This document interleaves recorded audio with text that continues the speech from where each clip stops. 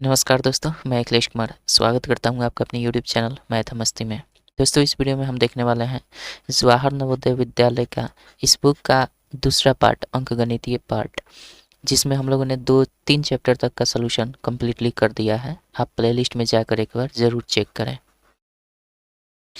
Playlist में हमने लगातार अंकगणितीय पार्ट का 3 नंबर हमने सॉल्यूशन कर दिया। इससे पहले हम लोगों ने मेंटल एबिलिटी वाले पार्ट को कम्प्लीटली कर दिया है। 10 पार्ट होगा, 10 या 12 वीडियोज़ इसमें होंगे, जो कि प्रत्येक वीडियो लगभग 2-2 घंटे का है।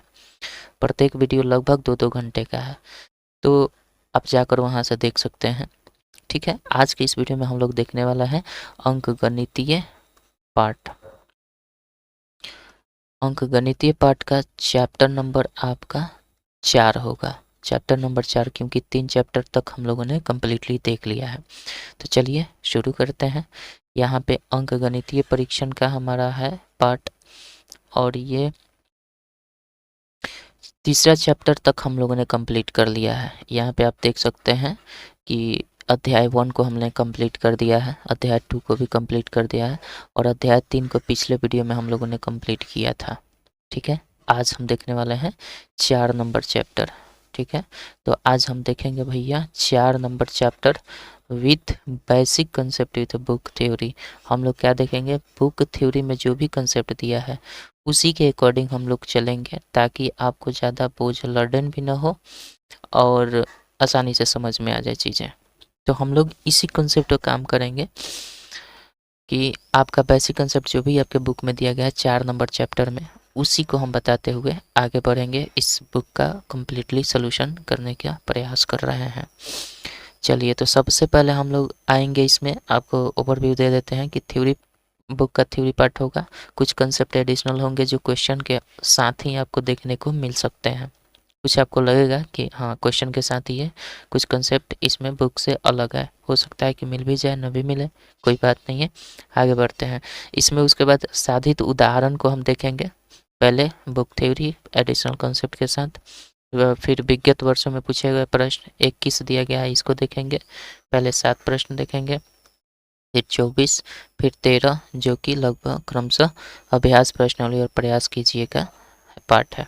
तो चलिए आगे बढ़ते हैं। ये चैप्टर का नाम है आपका अध्याय 4, गुणनखंड, गुणज एवं उनके गुण, जिसको इंग्लिश में बोलते हैं factors, multiples and their properties. Factors, multiples and their properties. ठीक, तो चलिए स्टार्ट कर ही देते हैं। अध्याय नंबर 4 आपका जो है, इसको हम शुरू से देख लेते हैं। कर है गुणनखंड। सबसे पहले गुणनखंड क्या होता है, इसमें दिया है कि गुणनखंड को समझना पड़ेगा। यहाँ पे दिया है गुणनखंड, गुणज एवं उनके गुण, इन सब को हमें समझना पड़ेगा अच्छे से, तब जाकर चैप्टर कम्प्लीटली अच्छे से बन पाएगा। कह रहा है कि कोई संख्या यदि दूसरी संख्या से पूरी पूरी विभाजित हो जाती है, अर्थात कोई शेषफल नहीं बचता है, तब दूसरी संख्या पहली संख्या का गुणनखंड या अपवर्तक कहलाती है। अतः हम कह सकते हैं कि किसी संख्या को पूर्णतया विभाजित करने वाली संख्याएं उस संख्या का गुणनखंड फैक्टर्स कहलाती हैं। जैसे 6 के गुणनखंड 1, 2, 3 और 6 है। ठीक है, मतलब अगर 6 को ये सभी संख्याएं जैसे 1 पूर्णतः विभाजित कर देती है, तो इस 6 का गुणनखंड क्या हो जाएगा, 1 होगा। अगर 2 से भी ये पूर्णतः कट जाती है, तो ये 6 का गुणनखंड क्या होगा, 1, 2 भी हो सकता है। अगर इस 6 को 3 विभक्त कर देती है पूर्णतः, तो ये क्या हो जाएगा, ये 3 से विभक्त है, तो 6 का ये 3 एक क्या है, गुणनखंड है। इसी प्रकार से अगर इस 6 को 6 विभक्त कर देता है पूर्णतः, तो ये 6 का क्या है, एक गुणनखंड है। तो इस प्रकार से हम गुणनखंड किसको बोलते हैं, वैसी संख्या जो दी गई संख्या को पूर्णतः विभक्त कर दे, तो उस संख्या का वह संख्या क्या कहलाती है, गुणनखंड कहलाती है। इसी प्रकार से समझ गए हैं कि कोई सी बड़ी सी संख्या जिसको जो जो भी नंबर या अंक या डिजिट उसको पूर्णतः विभक्त कर दें, तो उस संख्या का वह क्या हो जाएगा, गुणनखंड हो जाएगा, फैक्टर जिसको बोलते हैं। ठीक है, आई थिंक समझ गए होंगे। अब कह रहा है उभयनिष्ठ गुणनखंड। उभयनिष्ठ जब आ जाता है तो कॉमन होता है, कॉमन फैक्टर। उभयनिष्ठ गुणनखंड का कॉमन फैक्टर्स बोल सकते हैं। अब उभयनिष्ठ की जहाँ तक बात आ जाती है, तो ये हमेशा तुलना करना पड़ेगा 2 या 2 से अधिक में, तभी तो उभयनिष्ठ आएगा। तो ठीक है, आगे बढ़ते कह रहा है कि उभयनिष्ठ गुणनखंड कॉमन फैक्टर्स उस संख्या को कहा जाता है जो दी गई दो या दो से अधिक संख्याओं में से प्रत्येक का गुणनखंड हो। मतलब दो या दो से अधिक संख्या दी गई है, उसमें सभी में वो संख्या उसका गुणनखंड होना चाहिए, तभी हम उसको बोल देंगे कॉमन फैक्टर है। जैसे यहाँ पे दिया है कि 24 और 36 का उभयनिष्ठ गुणनखंड क्या है, 4 है, क्योंकि 4 गुने 6 बराबर 24 होता है और 4 गुने 9 बराबर 36 होता है। तो ये दोनों में उभयनिष्ठ गुणनखंड क्या हो जाएंगे, ये 4 हो जाएंगे, क्योंकि दोनों में 4 विभक्त 4 से वो दोनों संख्याएं विभक्त होनी ही चाहिए। ठीक है, तभी हम कॉमन बोल सकते हैं, अन्यथा नहीं बोलेंगे। ठीक है, आई थिंक आगे बढ़ते हैं। अब कह रहा है अभाज्य संख्या। अभाज्य संख्या इसके पहले भी हम लोग जान चुके हैं, पहले ही चैप्टर में जाने थे, संख्या और संख्या पद्धति वाले चैप्टर में।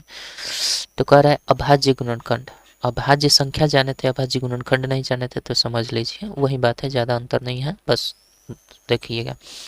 कह रहा है कि किसी संख्या के गुणनखंड यदि अभाज्य हो तो उन्हें अभाज्य गुणनखंड या प्राइम फैक्टर कहते हैं। ठीक है, अभाज्य गुणनखंड या प्राइम फैक्टर कहते हैं। जैसे 18 के अभाज्य गुणनखंड क्या है, 2 गुने 3 गुने 3, मतलब इन सबको गुना करने के बाद 18 प्राप्त हो जाना चाहिए। साथ ही साथ ये जो भी आ रहा है ना नंबर, ये सभी के सभी क्या होना चाहिए, अभाज्य संख्या होना चाहिए। आप कहिएगा दो अभाज्य संख्या तो है नहीं, बिल्कुल है, ये प्रथम अभाज्य संख्या होती है। दो क्या होती है, सबसे छोटी अभाज्य संख्या अगर आपसे पूछी जाए तो दो ही होती है। क्यों, क्योंकि अभाज्य संख्या वो होती है जो एक या स्वयं से ही कटती है, दुनिया की कोई दूसरी संख्या उसे न काट दे, तो उसे न काटे तो उसे हम क्या कहते हैं, अभाज्य संख्या कहते हैं।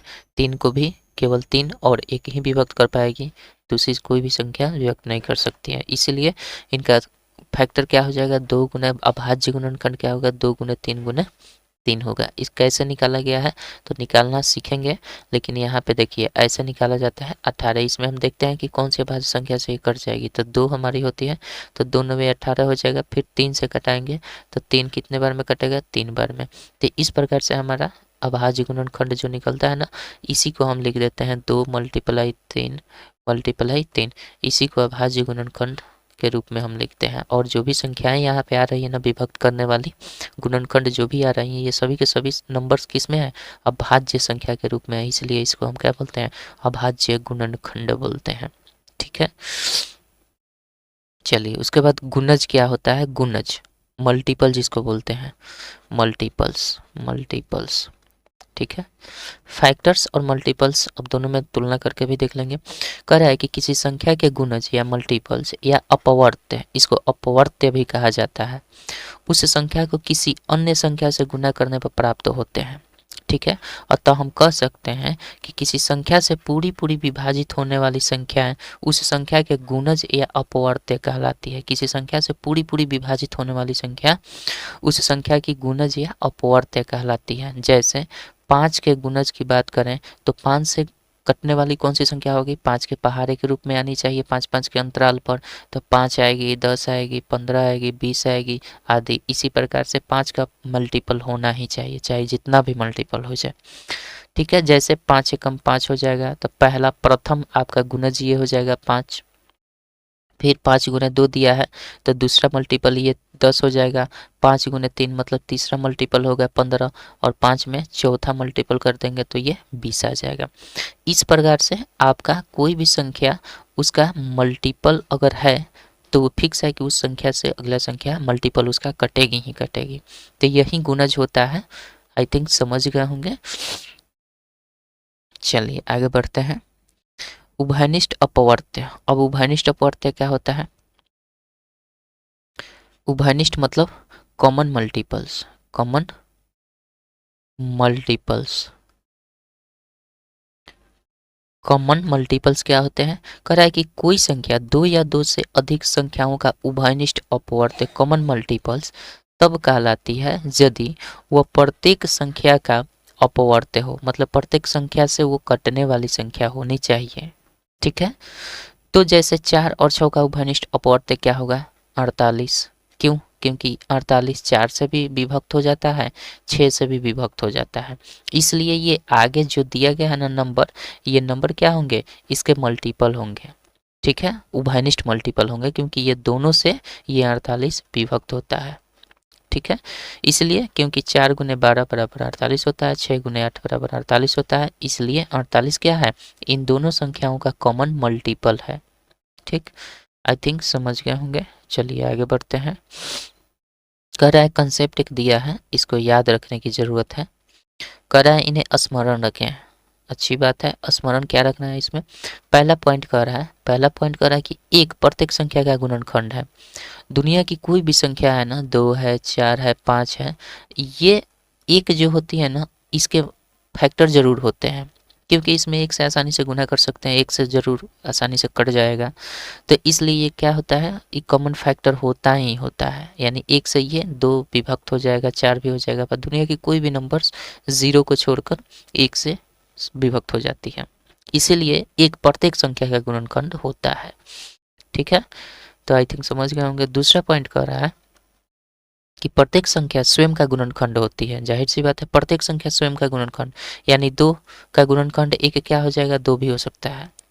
जब ऐसा बोला है कि 2 प्रत्येक संख्या खुद के गुणनखंड जरूर होती है, तो प्रत्येक संख्या स्वयं का गुणनखंड होती है, तो मतलब 2 का गुणनखंड 1 2 होगा ही होगा, 3 का गुणनखंड 1 3 होगा ही होगा, 4 का गुणनखंड 1 4 होगा ही होगा। इस तरीके से हम समझ सकते हैं कि हर संख्या का अपना एक गुणनखंड जरूर होता है जो स्वयं होता है। तीसरा पॉइंट कह रहा है कि किसी संख्या का गुणनखंड या तो उस संख्या से कम या बराबर होती है। किसी भी संख्या का गुणनखंड या तो उससे कम होगा, नहीं तो उसके बराबर होगा, उससे अधिक नहीं होगा, अगर वो गुणनखंड है तो। ध्यान रखिएगा, जैसे मान लीजिए 5 का गुणनखंड हम करना चाहते हैं, तो 5 का गुणनखंड या 15 का गुणनखंड करना चाहते हैं, तो 15 का गुणनखंड क्या होगा, 15 का गुणनखंड क्या क्या हो सकता है, या तो उससे कम या उसके बराबर हो सकता है। तो 1 भी हो सकता है, 3 भी हो सकता है, जो इसको काट दे, 3 हो जाएगा, 5 हो जाएगा, और इसके बाद नहीं होगा तो 15 होगा, एक बराबर होगा। मतलब किसी भी नंबर का किसी भी नंबर का गुणनखंड जो होता है ना, या तो उस नंबर्स के बराबर होगा, नहीं तो उससे कम ही होगा, अधिक नहीं हो सकता है। ठीक है, मतलब 15 से आप 16 नहीं कर सकते, क्योंकि 16 से 15 डिवाइड ही नहीं होगा, तो इलॉजिकल हो जाएगा, मतलब इसमें कोई बात ही नहीं कर सकते। ठीक है, आगे देखते हैं। अगला पॉइंट कह रहा है कि प्रत्येक संख्या के गुणनखंडों की संख्या निश्चित होती है। प्रत्येक संख्या के गुणनखंडों की संख्या क्या होती है, निश्चित होती है। प्रत्येक संख्या के गुणनखंडों की संख्या निश्चित होती है, बिल्कुल सही बात है, क्योंकि जैसे मान लीजिए हम 15 ही करें, तो 15 का गुणनखंड निकाले हैं तो 1 2 3 4 4 ही तो हुआ। ऐसा थोड़ी है कि 15 का गुणनखंड 15 ही होगा, नहीं, मतलब किसी भी संख्या का गुणनखंड अगर हम देखते हैं तो वो निश्चित संख्या के रूप में ही आती है। ठीक है, उसका लिमिट होता है। आइए, उसके बाद कर रहा है अगला पॉइंट कि किसी संख्या का गुणज, गुणज मतलब मल्टीपल, उस संख्या और प्राकृतिक संख्या का गुणनफल होता है। सही बात है, जैसे हम 5 का गुणज कहें तो 5 का गुणज निकालने के लिए हम क्या करते हैं, इसी में ना हम नेचुरल नंबर से गुना करते हैं, प्राकृतिक संख्या से गुना करते हैं। तो 5 का 5 मल्टीपल निकालना है तो हम क्या करेंगे, पहले निकालेंगे 5 एकम 5। ठीक है, दूसरा मल्टीपल कैसे निकालते हैं, 5 गुना 2, चूँकि ये 1 और 2 जो हम कर रहे हैं, 5 दूना 10, ये क्या है, यही तो नेचुरल नंबर है, 1 2। फिर अगला मल्टीपल निकालने के लिए 5 गुना 3 करेंगे तो ये 3 क्या हो जाएगा, 3 क्या हो जाएगा, नेचुरल नंबर है, नेचुरल नंबर का नंबर आ रहा है, 1 से किए, 2 से किए, 3 से किए, आगे ऐसे ही करेंगे। तो लगातार गुणज निकालना हो किसी संख्या से तो उस संख्या को प्राकृतिक संख्या में गुना करते हुए आगे बढ़ते हैं, लगातार निकालना हो तो 1 2 3 इस तरीके से। ठीक है, तो आई थिंक यही कंसेप्ट यहाँ पे दिया है कि किसी संख्या का गुणज उस संख्या और प्राकृतिक संख्या का गुणनफल होता है। ठीक है, आई थिंक ये सभी पॉइंट्स आप अच्छे से समझ चुके होंगे। चलिए आगे बढ़ते हैं। अगला कहता है आपका पॉइंट, अगला पॉइंट कह रहा है कि प्रत्येक संख्या स्वयं की गुणज है। प्रत्येक संख्या स्वयं की गुणज है, जाहिर सी बात है, प्रत्येक संख्या स्वयं की गुणज होती है। 5 एकम 5 का 5 कर सकते हैं, यानी 5 बचे 25 भी कर सकते हैं। प्रत्येक संख्या स्वयं की गुणज है, तो प्रत्येक संख्या स्वयं की गुणज तो है ही, 5 एकम 5 भी कर सकते हैं, चाहे 5 में 5 से गुना करें तो 25 आएगा ही आएगा, या 5 का स्वयं 1 में अगर गुना करेंगे तो वही बात आया 5 एकम 5। तो हम 5 एकम 5 किए हैं तो कोई ना कोई नेचुरल नंबर का प्रयोग किए हैं, और इससे जो रिजल्ट आया तो 5 ही आया, तो मतलब 5 स्वयं का एक गुणज है, मतलब स्वयं संख्या कोई भी नंबर स्वयं का एक गुणज होती है।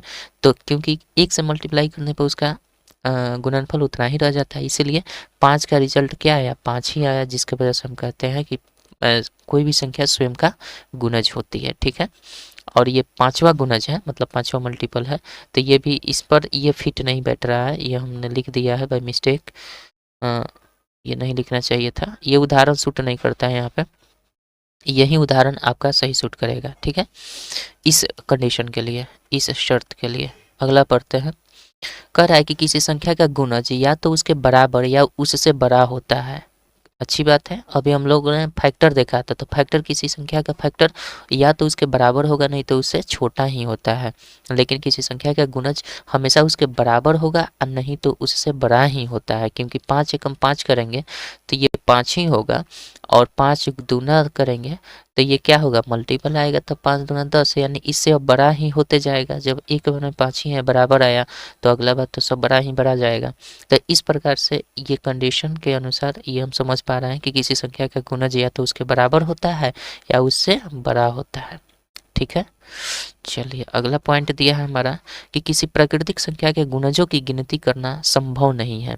तो जैसे मान लीजिए हमें निकालना है 5 का 1000वां, आपका 1000 का मल्टीपल, मतलब 5 संख्या का 1000वां मल्टीपल निकालना है।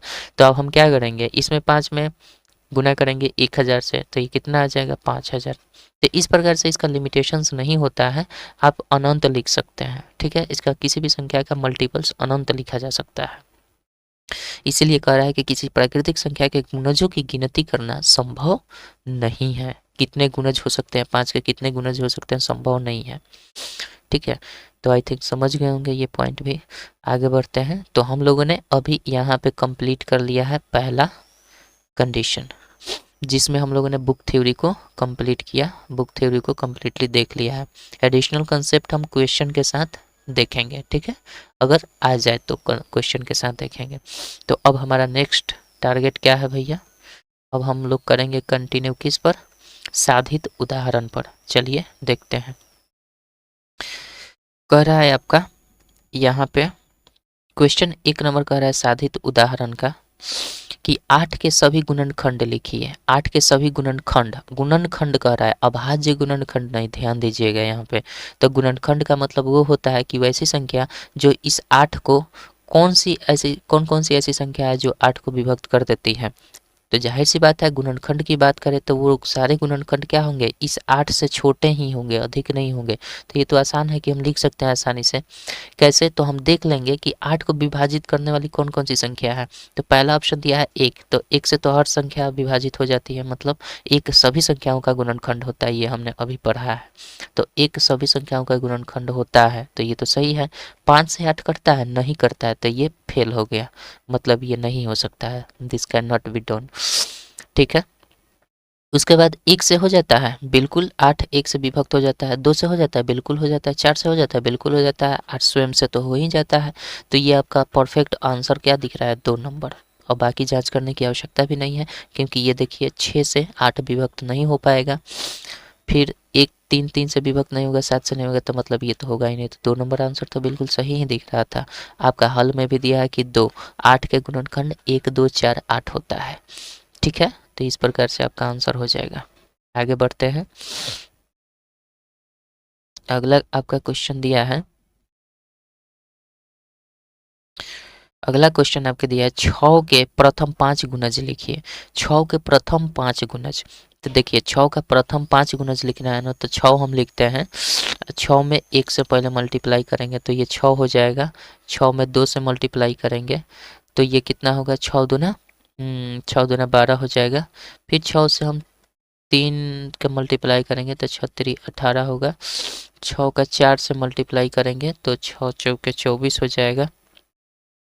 प्रथम 5 गुणज को ही लिखना है, तो हमें 4 लिख दिए, तो 6 5 30 हो जाएगा। तो ये आपका क्या हो जाएगा, बस 6 12 18, मतलब 6 का पहाड़ा लिख लीजिए। तो यहाँ पे हमारे पास मल्टीपल का मतलब ही होता है कि उस संख्या में प्राकृतिक संख्याओं से लगातार गुना करते जाइए, आपका गुणज निकलते जाएगा। तो ये 6 का आएगा तो 6 से स्टार्ट होना चाहिए, गलत है। 6 दूना 12 होना चाहिए, गलत है। यहाँ पे 6 दूना गलत है। यहाँ पे 6 दूना 12, 6 3 18, 6 चौके 24, 6 5 30, यानी 4 नंबर ऑप्शन आपका बिल्कुल सही आंसर है। ठीक है, यहाँ पे भी हल दिया है कि 4 6 के प्रथम 5 गुणज यही होंगे। प्रथम 5 मतलब 1 से शुरू कर दीजिए गुना करने के लिए। ठीक है, आगे बढ़ते हैं। 3 नंबर क्वेश्चन आपका दिया है कि 12 और 16 में उभयनिष्ठ गुणनखंड कौन कौन से हैं। तो 12 और 16 में उभयनिष्ठ गुणनखंड कौन कौन से हैं, तो हमें यहाँ पे दो या दो से अधिक का दिया है। तो हम क्या करेंगे, सबका गुणनखंड निकाल लेंगे पहले। तो पहले हम देख लेते हैं गुणनखंड निकाल कर। 12 का गुणनखंड निकालेंगे तो क्या होगा, ये 12 किससे कट जाता है भैया, 1 से भी कट जाता है 12, 2 से भी कट जाता है, 3 से भी कट जाता है, 4 से भी कट जाता है, 5 से नहीं कटता है, 6 से कटता है। अब आगे नहीं कटेगा तो बस। कभी भी गुणनखंड किसी भी नंबर का लिखिए ना, तो आधे तक जरूर जाइए। मतलब 12 का आधा कितना होता है, 6 होता है। तो 6 तक तो जाना है, देखना है।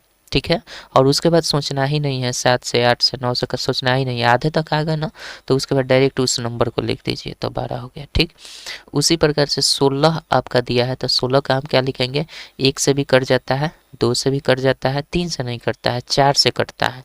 तो सामने सामने लिख देते हैं, 4 से कट जाता है। उसके बाद 5 से नहीं करता है, 6 से नहीं करता है, 7 से नहीं, 8 से कट जाता है।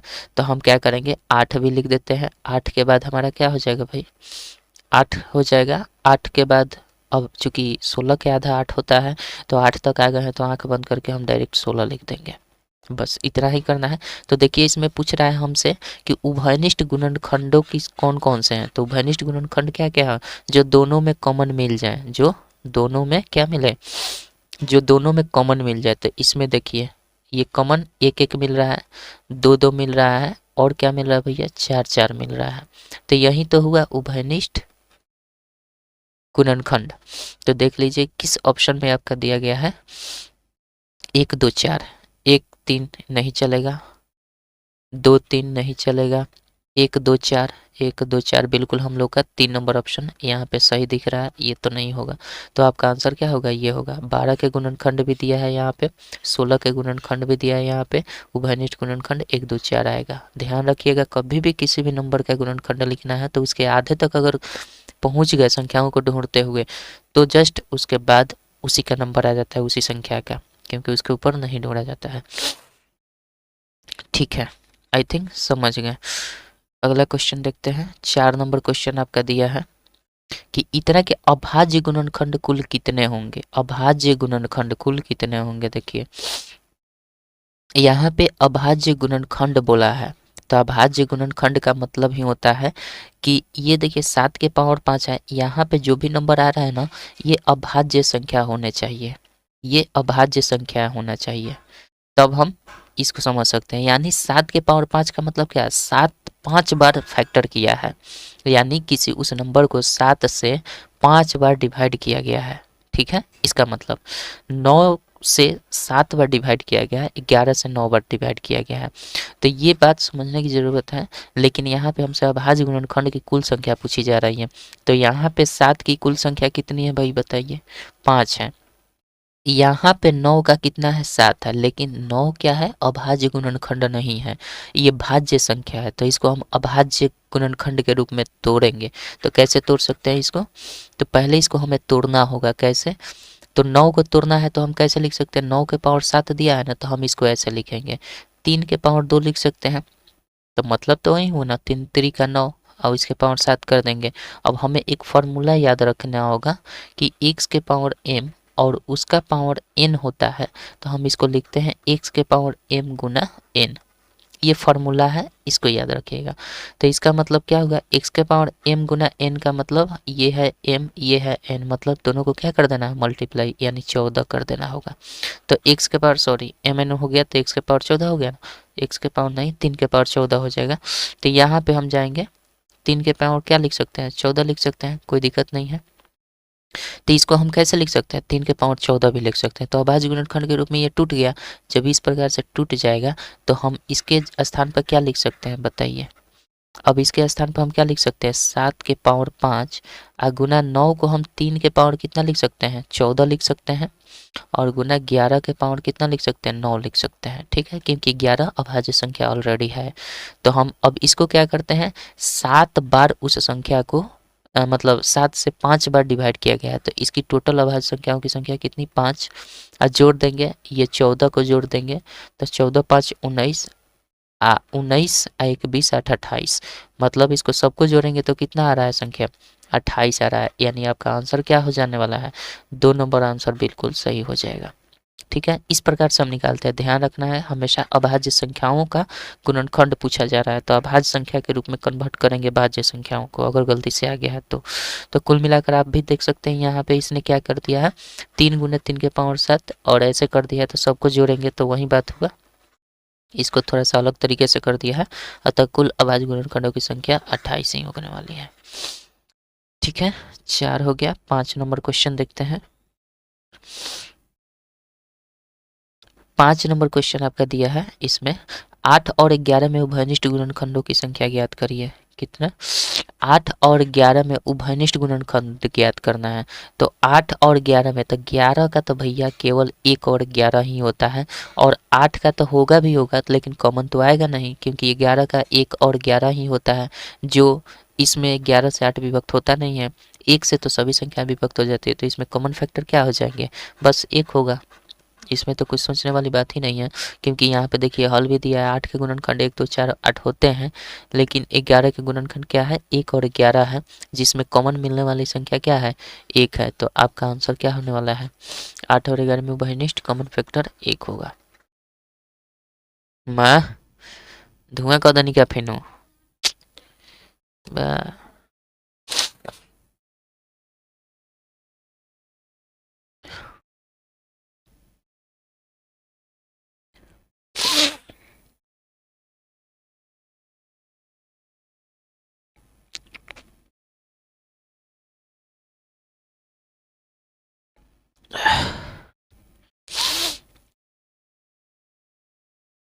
चलिए, तो इसका आंसर क्या हो जाने वाला है, 1 हो जाएगा। अगला क्वेश्चन देखते हैं, 6 नंबर क्वेश्चन देखते हैं। तो दरवाजा खोल दी। 6 नंबर क्वेश्चन देखते हैं। कह 240 के अभाज्य गुणनखंड कितने हैं, अभाज्य गुणनखंड 240 के, तो हम कैसे निकालते हैं अभाज्य गुणनखंड, ऐसे निकालेंगे, लिखेंगे 240 और इसको ऐसे कराएंगे, छोटी सी छोटी संख्याओं से हम कटाना शुरू करते हैं, वो अभाज्य संख्या होना चाहिए। 2 से कटाएंगे तो 2 एकम 2, 2 दूना का 4, 120 बार में। फिर 2 से कटाएंगे तो ये कितना हो जाएगा, 60 दूना 120। फिर 2 से कटाएंगे तो कितना हो जाएगा, 30 दूना 60। फिर 2 से कटाएंगे तो कितना होगा, 15 दूना 30। फिर 3 से कटाएंगे तो कितना हो जाएगा, सॉरी यहाँ 3 लिखना होगा, 3 से कटाएंगे तो 5, और फिर 5 से कटाएंगे तो 1 बार में। तो ये तो सब समझते हैं।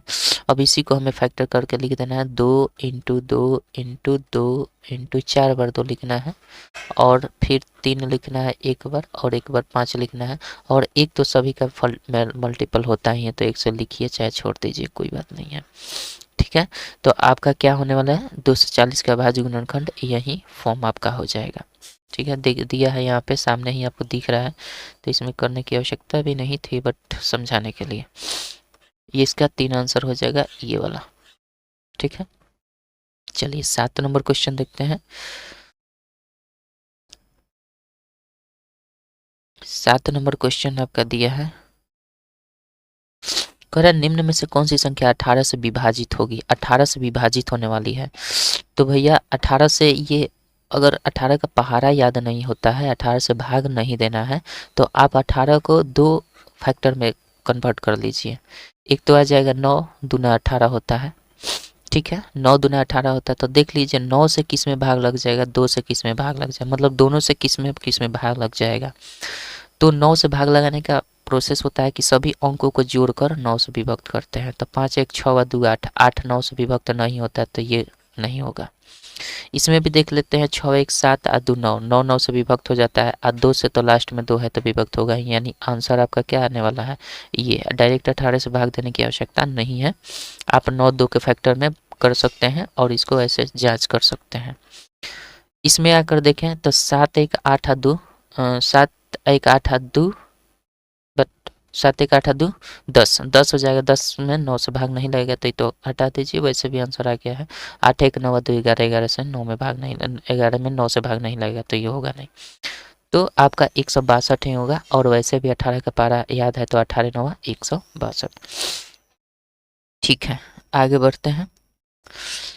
तो हम लोगों ने साधित उदाहरण के सातों प्रश्न को यहाँ पे कंप्लीट कर लिया है। ये आपका कंप्लीट का चिन्ह है। 2 चैप्टर को हम लोगों ने यहाँ पे 2 चीज़ों को देख लिया है। अब अगला टारगेट है हमारा भैया, कंटिन्यू करते हैं इसको। अगला कंटिन्यू विगत वर्षों में पूछे गए प्रश्न 21 गो है, इसको हम देख लेते हैं। ठीक, चलिए। कर है पहला क्वेश्चन कि 9 तथा 7 दोनों में एक उभयनिष्ठ गुणज संख्या a है। यह संख्या इतना और इतना के बीच में है। संख्या a क्या है? ठीक है, तो हम क्या करेंगे, 9 तथा 7 दोनों का एक उभयनिष्ठ गुणज, ये दोनों का एक उभयनिष्ठ गुणज बोल रहा है। तो दोनों का उभयनिष्ठ गुणज कह रहा है तो हमारा भैया कौन सा हो सकता है? 9 7 63 हम कर सकते हैं। यानी इन दोनों का उभयनिष्ठ गुणज अगर है तो हम क्या करेंगे, इसको मल्टीपल कर लेंगे। इसको 9 गुना 7 कर लेंगे तो ये कितना होगा? 63। अब इसका जो भी उभयनिष्ठ मल्टीपल होगा जो 1200 और 1300 के बीच में होगा, तो हम क्या करेंगे, जो बड़ी संख्या इसमें है ना, इसी में हम 63 से भाग कर देंगे। 1300 में 63 से भाग कर देंगे जितना बार में चला जाए। तो 63 दूना आपका क्या हो जाएगा? 60 दूना 120, 26 हो जाएगा।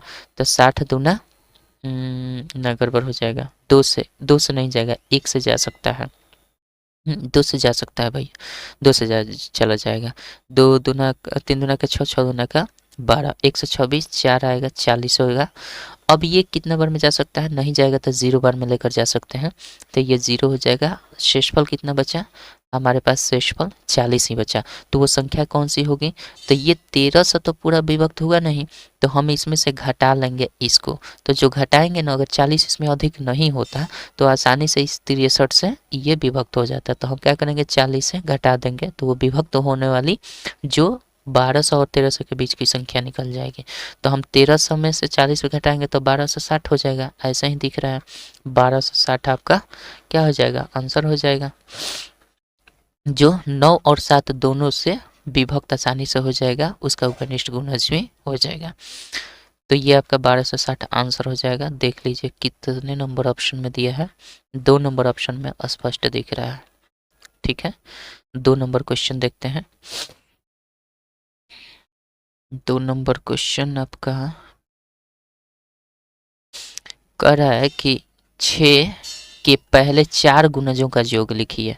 6 के पहले 4 गुणजों का योग। तो 6 के पहले 4 गुणज का योग लिखना है ना, तो हम कैसे लिखते हैं? 6 एकम 6, 6 दूना 12, 36, 18, 6 चौके कितना हो जाएगा? 24। अब इन्हीं का योग निकाल देना है हमें। तो एक तो तरीका ये होता है, एक फार्मूला भी बताएंगे आपको जो कि एडिशनल कॉन्सेप्ट में आपका आसानी से आ सकता है। एडिशनल कॉन्सेप्ट, ठीक है। तो पहले इसको हम जोड़ लेते हैं, कितना हो जाएगा? 12 6 18, 18 दूना 36, 36 4 40, 20 60। यानी आपका आंसर कितना हो जाएगा? 60 आपका आंसर आने वाला है। इसी को अगर आप ट्रिक से बनाना चाहते हैं, मतलब फार्मूला, तो एक फार्मूला होता है। अगर हमने 6 के पहले 4 गुणज बोला है तो एक संख्या 6 आ गई और गुणज कितना बोला है? 4, तो 6 4 आ गया। तो हमने मान लिया x, जो किसको डिनोट कर रहा है? जिसका हमें गुणज लिखना है। तो x हम मान लेते हैं 6 है, ठीक है। और कितना गुणज लिखना है? 4, तो हम y मान लेते हैं 4, ठीक है। तो इसका एक फार्मूला होता है x गुना y इंटू y प्लस 1, अब बटा हम कर देते हैं 2, ठीक है। इस प्रकार से जब हम निकालेंगे ना तो योग निकल जाता है डायरेक्टली। तो हम क्या लिखेंगे? x का मतलब 6 लिखेंगे, फिर y का मतलब 4 लिखेंगे और 4 में 1 जोड़ देंगे तो कितना हो जाएगा, ये वाला पार्ट 5 हो जाएगा, तो 5 लिखेंगे। अब बटा क्या करेंगे 2, तो ये कितना हो जाएगा 2 से 2 दूना का 4 और 5 दूना का 10 छके 60, यानी इस प्रकार से आपका आंसर क्या आने वाला है 60। इसी प्रकार से अगर हम आपसे बोल देते हैं कि 10 का प्रथम 20 गुणज का मान निकालिए, योग निकालिए, 10 के प्रथम 20 गुणज का मान निकालिए, तो आप कैसे करते हैं, आप ऐसे ही करते, कैसे 10 इंटू 20, यहाँ पे कर लेते हैं, दूसरे कलर से ले लेते हैं, इसको आप कैसे करते हैं, ऐसे करते भैया, वाइट ले लेते हैं, इसको हम ऐसे करते हैं, कैसे 10 लिखते पहले, फिर गुना लिखते 20 और 20 में 21 से गुना, 20 में 21 से गुना करते हैं, क्योंकि हमारा y प्लस 1 आ जाता, तो 20 एक बार, सॉरी गलत कर दिए हैं, एक आ जाता 20, हाँ ठीक है, 20 और 21 से बटा 2 करते थे, 2 से काट देते हैं, 2 दहा में ये हो जाएगा, और 21 में 100 से गुना करेंगे तो 2100 हो जाएगा, यानी टोटल योग कितना हो जाता है इसका 2100 आपका टोटल योग हो जाता है। ठीक है, तो इस फॉर्मूले के मदद से आप निकाल सकते हैं, नहीं तो अगर ऐसे बोल दिया जाता कि 10 का प्रथम 20, 10 के बंद कर दिया, तो 10 के प्रथम 20 कह देता, तो हम क्या करते हैं 10 एकम 10, 10 दूना 20, ऐसे मल्टीपल 20 बार लिखना पड़ता है, तो ये तो लेंदी हो जाता प्रोसेस, इसलिए यहाँ पे आप फार्मूला एडिशनल कंसेप्ट के तौर पर याद रख सकते हैं, इस फार्मूला को ध्यान में रख सकते हैं। x क्या है, जहाँ गुणज वाली संख्या, गुणज वाली संख्या है कि किसका गुणज निकालना है भैया, वो संख्या है, और y क्या है, यहाँ पे y वो संख्या है जितनी बार गुणज निकालनी है, जितनी बार गुणज निकालनी है, जितनी बार गुणज निकालनी है, ठीक है, तो निकालनी है, जो भी है समझ लीजिएगा। तो इस प्रकार से हम इसको हल करते हैं, तो इसका आंसर वैसे भी 60 आ रहा है, वैसे भी 60 आ रहा है। ठीक है, चलिए आगे बढ़ते हैं, 3 नंबर क्वेश्चन देखते हैं। 3 नंबर क्वेश्चन आपका दिया है, कह रहा है 6 के प्रथम 5 गुणजों का योग, जैसे एक और क्वेश्चन आ ही गया, तो हम कैसे इसको निकालेंगे, आसानी से ट्रिक से निकाल सकते हैं, 5 के जोड़ भी सकते हैं, तो चलिए दोनों तरीके से हम निकालते हैं। पहले तो 6 का प्रथम 5 गुणजों का, तो 6 हो जाएगा, 6 दूना 12 हो जाएगा, 6 3 18, 6 चौके 24 और 6 पचे 30, 6 पचे पचे पचे 30। तो अभी हम लोगों ने 5 तक जोड़े थे, तो कितना आया था भैया, अभी तक हम लोगों ने 4 तक जोड़े थे तो आया था 60, तो इसका योग 60 और 30 90, मतलब टोटल 90 हो जाएगा, टोटल 90 आपका आंसर हो गया। तो हम लोग का फार्मूला पर अब देखते हैं, तो फार्मूला हमारा क्या था भैया, हमारा फार्मूला था पहला संख्या को लिखेंगे, फिर कितनी बार, प्रथम 5 गुणजों का, जो 5 गुणज का, तो 5 लिखेंगे और गुना करके एक और बढ़ा देंगे, 5 1 6, अब बट्टा में क्या करेंगे 2, 2 से कटा देंगे, 2 3 6, और ये 6 गुना 5 3 15, 15 6 का 90, ये आपका मल्टीपल हो जाएगा, तो 15 हो जाएगा, तो 90 आपका आंसर हो जाएगा। इस तरीके से इस फॉर्मूले से भी आप आसानी से निकाल सकते हैं। अब यहाँ पे 5 गुणज का है, तो चाहे 20 गुणज का है, चाहे 15 गुणज का है, जितना गुणज का है आसानी से निकाल सकते हैं। यहाँ तो 5 कहा है तो 5 बार लिख कर जोड़ दिया, आसान हो गया, लिख दिए। अगर यहाँ पे 20 25 30 100 कर देता तो फिर फार्मूला ही हमारा 7 होता, यही एडिशनल कंसेप्ट के तौर पर आप यूज करते हैं। ठीक है, आइए 4 नंबर क्वेश्चन देखते हैं। 4 नंबर क्वेश्चन दिया है कि 6 के प्रथम 5 गुणजों के योग से आने वाली संख्या के दहाई तथा इकाई के स्थानों पर आए अंकों का अंतर क्या होगा। तो अभी अभी हम लोगों ने इसका कैलकुलेशन किया था, 6 के प्रथम 5 गुणज जब निकाले थे तो 90 आया था। 6 के प्रथम 5 गुणज अभी जस्ट निकाले हैं, चाहे फिर से निकाल लेते हैं, 6 गुने 5 1 6, अब बटा 2 करेंगे, 2 3 6, 5 3 15, यानी 90 आ गया। तो इसी 90 का कह रहा है कि इकाई के स्थानों पर आए अंकों का अंतर क्या है, इकाई और दहाई, तो ये है इकाई और ये है दहाई, तो अंतर पूछ रहा है तो बस अंतर निकाल दीजिए, तो 9 आएगा, आंसर हो जाएगा। ठीक है, तो आपका 4 नंबर ऑप्शन सही हो जाएगा।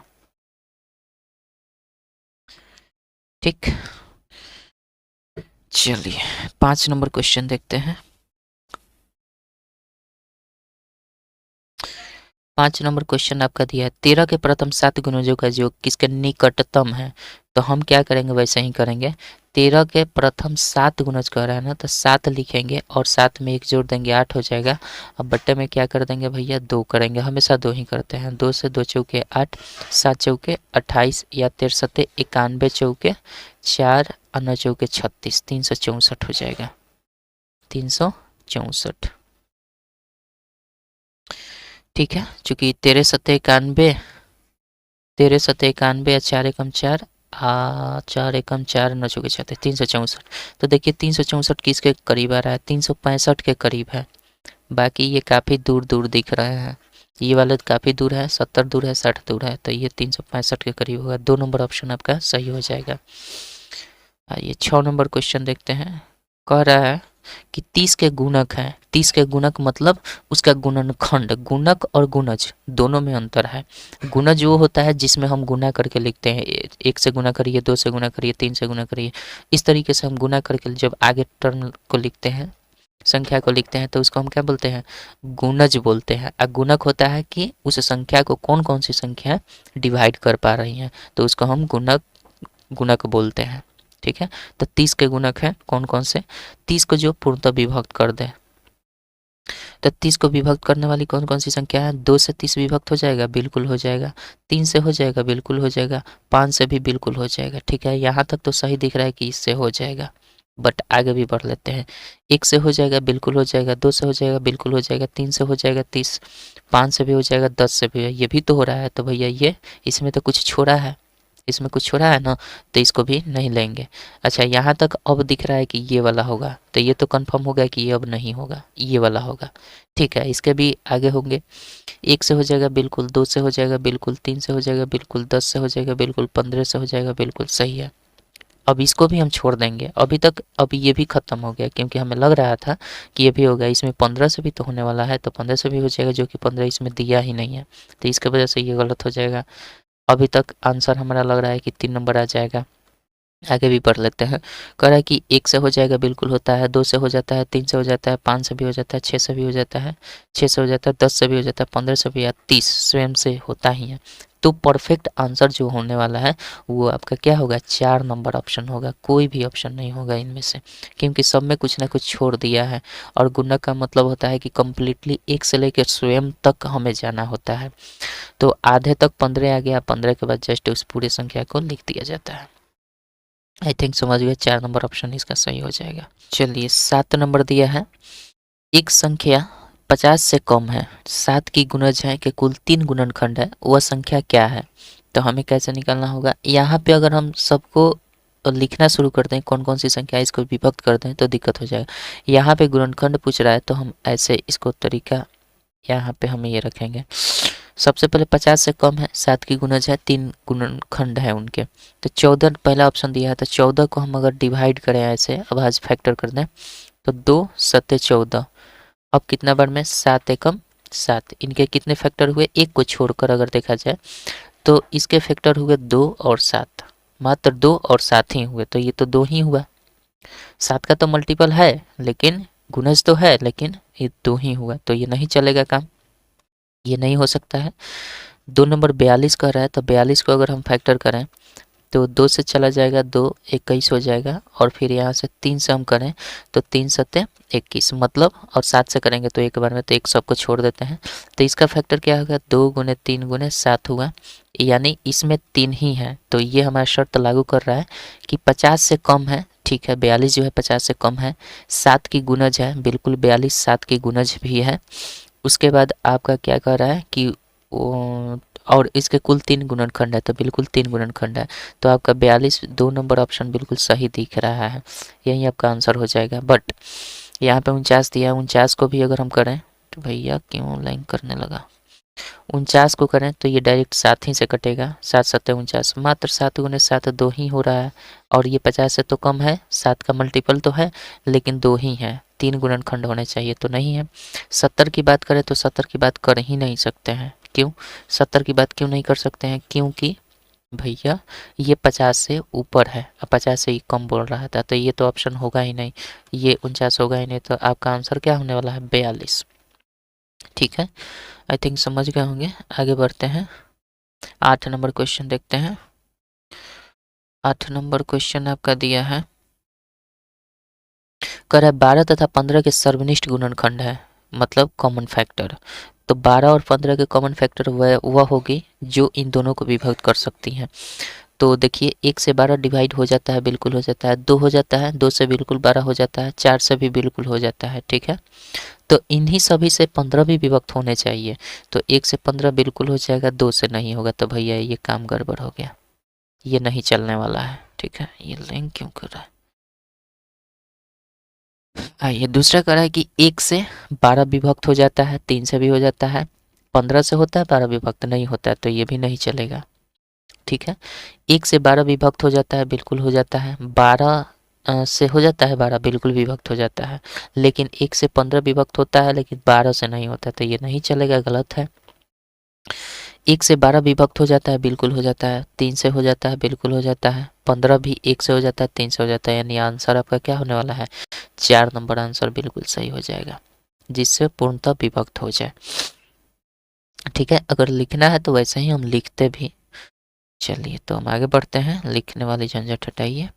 9 नंबर क्वेश्चन आपका दिया है कि इतना का अभाज्य गुणनखंड क्या है, तो हमें अभाज्य गुणनखंड निकालने होंगे, निकाल लेते हैं। कैसे, कितना है, 37,800 है। हम इसका अभाज्य गुणनखंड करते हैं तो सबसे पहले 2 बार में जाएगा, 2 एकम 2, 2 आठे 16, 2 नवे 18, डबल 0। फिर 2 से हम जा सकते हैं, 2 नवे 18 हो जाएगा, 2 चौके 8, 2 पचे 10 और 1950 हो जाएगा। 2 से भी जा सकता है, 2 चौके 8, 2 सत्ते 14, 2 दूना का 4, 2 पचे 10। अब कितना बार में जा सकता है भैया, 2 से तो जाएगा ना, 3 से जाएगा, 7 4 11, 2 13, अब 5 18, 3 से जा सकता है आसानी से। तो 3 एकम 3, 3 पचे 15, 3 सत्ते 21, 3 पचे 15। अब क्या 3 से जाएगा, 5 1 6 7 13, 13 5 18, 3 से जा सकता है, 3 से करेंगे, 3 पचे 15, 3 दूना का 6 और आपका 3 पचे 15। अब 3 से जाएगा, 5 5 10 12, 3 से जा सकता है, तो हम ले जाएंगे 3 एकम 3, 3 सत्ते 21, 3 पचे 15।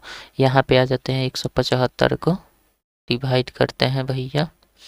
अब कितना से जा सकता है, 7 1 8 5 13, 7 1 8 5 13 नहीं जाएगा, तो 5 से जा सकता है, 5 दूना 5 3 15 हो जाएगा आपका, 5 3 15, 5 पचे 25। अब कितना बार में जा सकता है, 5 सत्ते 35। बस इतना ही आ जाएगा। अब हमारे पास फैक्टर क्या बने हैं कि 3 बार आपका 2, 3 बार 3 और 2 बार 5 और 1 बार 7। तो देख लीजिए कहाँ पे है, हमें देखना है भैया, क्या देखना है, हमें देखना है 3 2 होना चाहिए, यहाँ पे 2 ही 2 है, नहीं चलेगा। 3 गो 2 होना चाहिए, 3 गो 3 होना चाहिए, बिल्कुल सही है। 2 गो 5 होना चाहिए, 1 गो 7 होना चाहिए, यानी 2 नंबर ऑप्शन बिल्कुल सही है, ये सब नहीं होगा। ठीक है, चलिए 10 नंबर क्वेश्चन देखते हैं। 10 नंबर क्वेश्चन आपका दिया है कि निम्न में से 316 का कौन सा गुणनखंड नहीं है, तो 316 का गुणनखंड वही नहीं होगा जो इसको पूर्णतः विभक्त नहीं करेगा। तो 1 से तो पूर्णतः विभक्त हो जाता है, पूरा पूरा भाग लग जाता है, तो ये हो जाएगा, तो ये आंसर नहीं होगा। ये कह रहा है इसमें 158 दूना आराम से हो जाएगा, 158 से 2 बार में ये गुण हो जाएगा, कट जाता है, तो ये पूर्णतः कट जाएगा। 79 से देखा जाए तो 9 दूना 9 9 दूना 9 दूना 8 से देखा जाए तो 8 चौके 32 नहीं, यहाँ से 79 से देखा जाए तो 7 तरीका 21, 3 बार में जा सकता है, 9 नहीं 79 से नहीं होगा, ये 8 से देख लीजिए तो 8 चौका 32, 8 तरीका 24, 8 तरीका 24, आप 5 31 8 7 56, ये 8 से भी कट जाएगा, तो किससे नहीं कट रहा है, 79 से। वैसे भी 79 अभाज्य संख्या है, तो यहाँ से 79 से नहीं कट रहा है, तो आपका आंसर क्या हो जाएगा, 3। ठीक है, 11 नंबर क्वेश्चन देखते हैं। कह रहा है कि इतना के अभाज्य गुणनखंड कुल कितने होंगे, तो जाहिर सी बात है यहाँ पे 4 दिया है, 4 अभाज्य संख्या नहीं है, तो इसको हमें तोड़ना पड़ेगा। तो कैसे तोड़ेंगे, तो इसको तोड़ने के लिए हम लिखेंगे 2 के पावर 2 और इसके माथे पर 11 पहले से है, तो 2 दूना का 4 ये तो अंदर हो ही गया और 11 है। इसको 7 के पावर 5, 7 अभाज्य संख्या है, कोई दिक्कत नहीं है, 11 के पावर 3 रख देंगे। तो 2 के पावर अब कितना हो जाएगा, 11 दूना 22। अभी फार्मूला बताए थे कि x के पावर m उसके पावर n होता है, तो हम क्या करते हैं x के पावर m गुना n कर देते हैं। तो इन दोनों को मल्टीप्लाई कर देंगे तो ये कितने हो जाएंगे 22 और गुना 7 के पावर 5 हो जाएगा, गुना 11 के पावर 3 हो जाएगा, जोड़ देंगे तो 22 8 5 और 3 8 और 22 8 30 हो जाएगा, मतलब 30 इसकी संख्या होगी। तो आंसर 2 नंबर ऑप्शन में बिल्कुल सही दिख रहा है हमें, तो यही आंसर हो जाएगा। ठीक है, चलिए 12 नंबर क्वेश्चन देखते हैं। कह रहा है 30 के सभी गुणनखंड कितने होंगे, 30 के सभी गुणनखंड कितने होंगे, तो 30 को कौन कौन सी संख्याएं विभक्त कर देती हैं ये देखना है। तो हम यहाँ पे लिखते हैं 30 को कौन कौन सी संख्याएं विभक्त करती हैं। 1 से कट जाता है 30, 2 से भी कट जाता है, 3 से नहीं, हाँ 3 से कट जाता है, 4 से नहीं कटता है, 5 से नहीं, 6 से कटता है, सॉरी 5 से कटता है, 5 से कटता है तो हम लिखेंगे 5। 6 से भी कट जाता है, 7 से नहीं कटता है, 8 से नहीं, 9 से नहीं, 10 से कट जाता है, 11 से नहीं, 12 से नहीं, 13 से नहीं, 14 से नहीं, 15 से कट जाता है। यानी हमने 30 के आधे तक पहुंच गए हैं, 15 तक अब नहीं कटेगा, डायरेक्ट 30 लिख दीजिए। तो देख लीजिए, काउंट कर लीजिए कितना होगा, 1 2 3 4 5 6 7 8, यानी टोटल संख्या कितनी होगी 8 होगी। तो आपका आंसर क्या होगा, 1 नंबर ऑप्शन बिल्कुल सही हो जाएगा। 30 के सभी गुणनखंड कितने होंगे 8 होंगे। ठीक, चलिए 13 नंबर क्वेश्चन देखते हैं। 13 नंबर का है 45 के गुणनखंड है, 45 के जो सब काट दें, तो हम आसानी से देख लेते, यहीं पे देख लेते हैं। 1 से कट जाता है, 3 से कट जाता है, 5 से 5 3 15 15 3 45 होता है, सॉरी 5 से करना तो 5 9 5 45 होता है, 7 से नहीं कटता है तो ये तो 7 आ गया, तो ये नहीं चलेगा। 1 से कट जाता है, 3 से कट जाता है, 5 से कट जाता है, 6 से नहीं कटता है तो ये भी नहीं चलेगा। 45 6 से नहीं कटता है तो ये चलेगा नहीं। ठीक है, उसके बाद क्या है आपका, कर रहा है 1 से कट जाएगा बिल्कुल, 3 से कट जाएगा, 5 से कट जाएगा, 9 से कट जाएगा, 15 से कट जाएगा, 45 से कट जाएगा, यानी 3 नंबर ऑप्शन बिल्कुल सही होगा। इसमें क्यों नहीं होगा, क्योंकि 7 से ये नहीं कटता है तो ये नहीं होगा। तो आपका आंसर क्या होने वाला है, this is the answer of this question, 45 थेरा। ठीक है, 14 नंबर क्वेश्चन आपका दिया है, क्या है, निम्नलिखित में से कौन सी संख्या 12 का गुणज है। 12 का गुणज, तो 12 का गुणज हमेशा 12 या 12 से अधिक ही होगी। तो हमारे पास 12 का मल्टीपल क्या होता है, 12 का 12 बार मल्टीपल 144 होता है। मतलब आप आसानी से यहाँ पे देख सकते हैं, या फिर भाग लगा सकते हैं, भाग लगाकर भी देख सकते हैं। तो ये 12 बार में कट जाता है, 12 से 12 बढ़िया 144, बाकी सब जब मिल गया तो बाकी सब की सीखते हैं नहीं। चलिए ये तो समझ गए। 15 नंबर क्वेश्चन देखते हैं। 15 नंबर क्वेश्चन दिया है, निम्नलिखित में से कौन सी संख्या अभाज्य है। अभाज्य संख्या वे होती है जो एक और स्वयं को छोड़कर किसी दूसरी संख्या से बिल्कुल ही न कटे, वही अभाज्य संख्या होती है, अभाज्य संख्या होती है। तो यहाँ पे हमारे पास क्या दिया है, 6 दिया है, तो 6 बिल्कुल अभाज्य संख्या है, सॉरी नहीं है। तो कह रहा है कि कौन सी संख्या अभाज्य है, अभाज्य बतानी है। तो ये तो अभाज्य नहीं हो सकती क्योंकि ये 2 से कट जाती है। ये अभाज्य संख्या है क्योंकि ये 5 ऐसी संख्या है जो एक और स्वयं से ही कटती है। बाकी ये भाज्य है, ये भाज्य है, केवल यही अभाज्य है। ठीक है, चलिए 16 नंबर क्वेश्चन देखते हैं। कह रहा है निम्नलिखित में से कौन सी संख्या भाज्य है। भाज्य मतलब एक और स्वयं को छोड़कर किसी दूसरी संख्या से भी कटती है। तो ये देखते हैं, एक और स्वयं से तो कटी गई है, दूसरी संख्या से कट सकती हैं। तो 3 से नियम के विभाज्यता के नियम देखते हैं। तो 3 2 1 3 3 6, ये बिल्कुल 3 से भी कट जाएगी, मतलब ये भाज्य संख्या है। भाज्य संख्या वे संख्या होती है जो एक और स्वयं से तो कटते ही हैं, साथ ही साथ किसी दूसरे संख्या से भी कटती है। तो ये 3 से भी कट रही है, इसमें 3 से पूर्णतः भाग लग जा रहा है। ठीक है, क्यों कैसे, 3 से विभाज्यता का नियम होता है कि सभी अंकों को जोड़ लीजिए, जितना जोड़ आएगा उसमें 3 से भाग लगाइए, अगर भाग लग जाता है पूर्णतः तो वो संख्या 3 से विभक्त हो जाएगी। तो हमने क्या किया, 2 1 3 जोड़ दिए, 3 3 6 हो गया, 6 3 से कट जाता है, मतलब 3 से ये पूर्णतः विभक्त होगी। तो जाहिर सी बात है ये भाज्य संख्या होगी।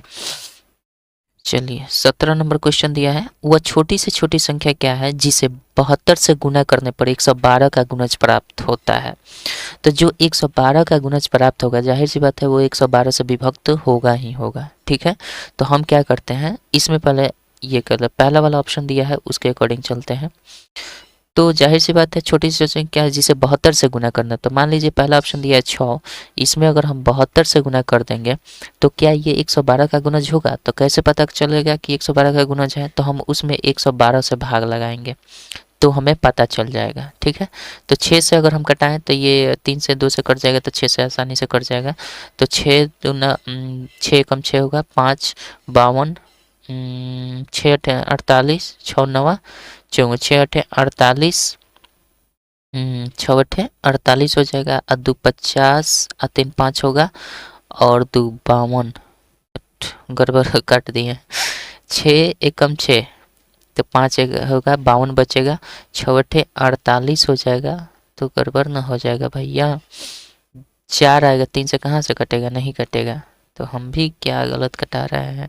2 से कटा लेते हैं, 2 3 6, और 2 से कटाएंगे तो 2 5 10, और 2 6 के 12, फिर 2 से इसको कटा देंगे, या 4 से कटाएंगे तो 14 चौके 56, 18 चौके 72। अब ये 14 से कटा देंगे तो कितना, 3 बार में कितना कट जाएगा क्या, 2 से कटाएंगे 2 7 14, और 2 9 18, ये कटने वाला कहीं से नहीं दिख रहा ना, तो 27 बटा आपका 7 आ जा रहा है, ये नहीं कट रहा है, मतलब 1 नंबर ऑप्शन आपका नहीं हो सकता है। दूसरा ऑप्शन देखते हैं, 12 में हमें 72 से मल्टीप्लाई करना है और इसको हमें क्या कटाना है, 112 से भाग दे देना है। तो फिर वही बात है, 3 से 4 से कटा रहा है तो 4 से कट जाएगा, तो 4 3 12, और 4 से कटाएंगे 4 दूना 8, 3 4 8 32 28, और इसको कटा देंगे तो 4 से 4 7 28, और 4 8 8 चौक 72, ये 18 3 54 बटा 7 आ रहा है, ये भी नहीं डिवाइड हो रहा है, तो मतलब ये भी ऑप्शन नहीं होगा। 14 दिया है तो हम 14 गुना 72 करेंगे बटा 112 कर लेंगे, तो ये कटा लेते हैं, 4 से नहीं कटेगा, 2 से 2 7 14 हो जाएगा, और 2 से करेंगे तो 56 दूना 112 हो जाएगा, और 7 यहाँ पे बचा, तो 7 8 56, 8 से कटा देंगे 8 9 72, मतलब ये पूर्णतः कट गया, अतः आपका आंसर क्या होने वाला है, 14 बिल्कुल आपका सही उत्तर हो जाएगा। आपका 14 बिल्कुल सही उत्तर हो जाएगा। इसी में अगर 14 से ही अगर 72 में गुना कर दिया जाए तो वो 112 का मल्टीपल हो जाएगा, इसलिए मल्टीपल है तभी तो 9 से कट रहा है, नहीं तो नहीं कटता। चलिए 18 नंबर क्वेश्चन देखते हैं। कह रहा है निम्नलिखित में से कौन सी संख्या 1 से 17 के बीच की सभी, देखिए यहाँ से छूट गया ये वाला, हम लोग विगत वर्षों का देख रहे हैं ना प्रश्न, विगत वर्षों का प्रश्न यहाँ पे लगाना छोड़ दिए हैं, इसमें था ना पीछे वाला में, हाँ विगत वर्षों में पूछा गया प्रश्न था, इसमें छूट गया बाय मिस्टेक। कह रहा है निम्नलिखित में से कौन सी संख्या 1 से 17 के बीच की सभी अभाज्य संख्याओं से विभक्त होती है। कौन सी संख्या है जो 1 से लेकर 17 के बीच की सभी अभाज्य संख्याओं से विभक्त होती है।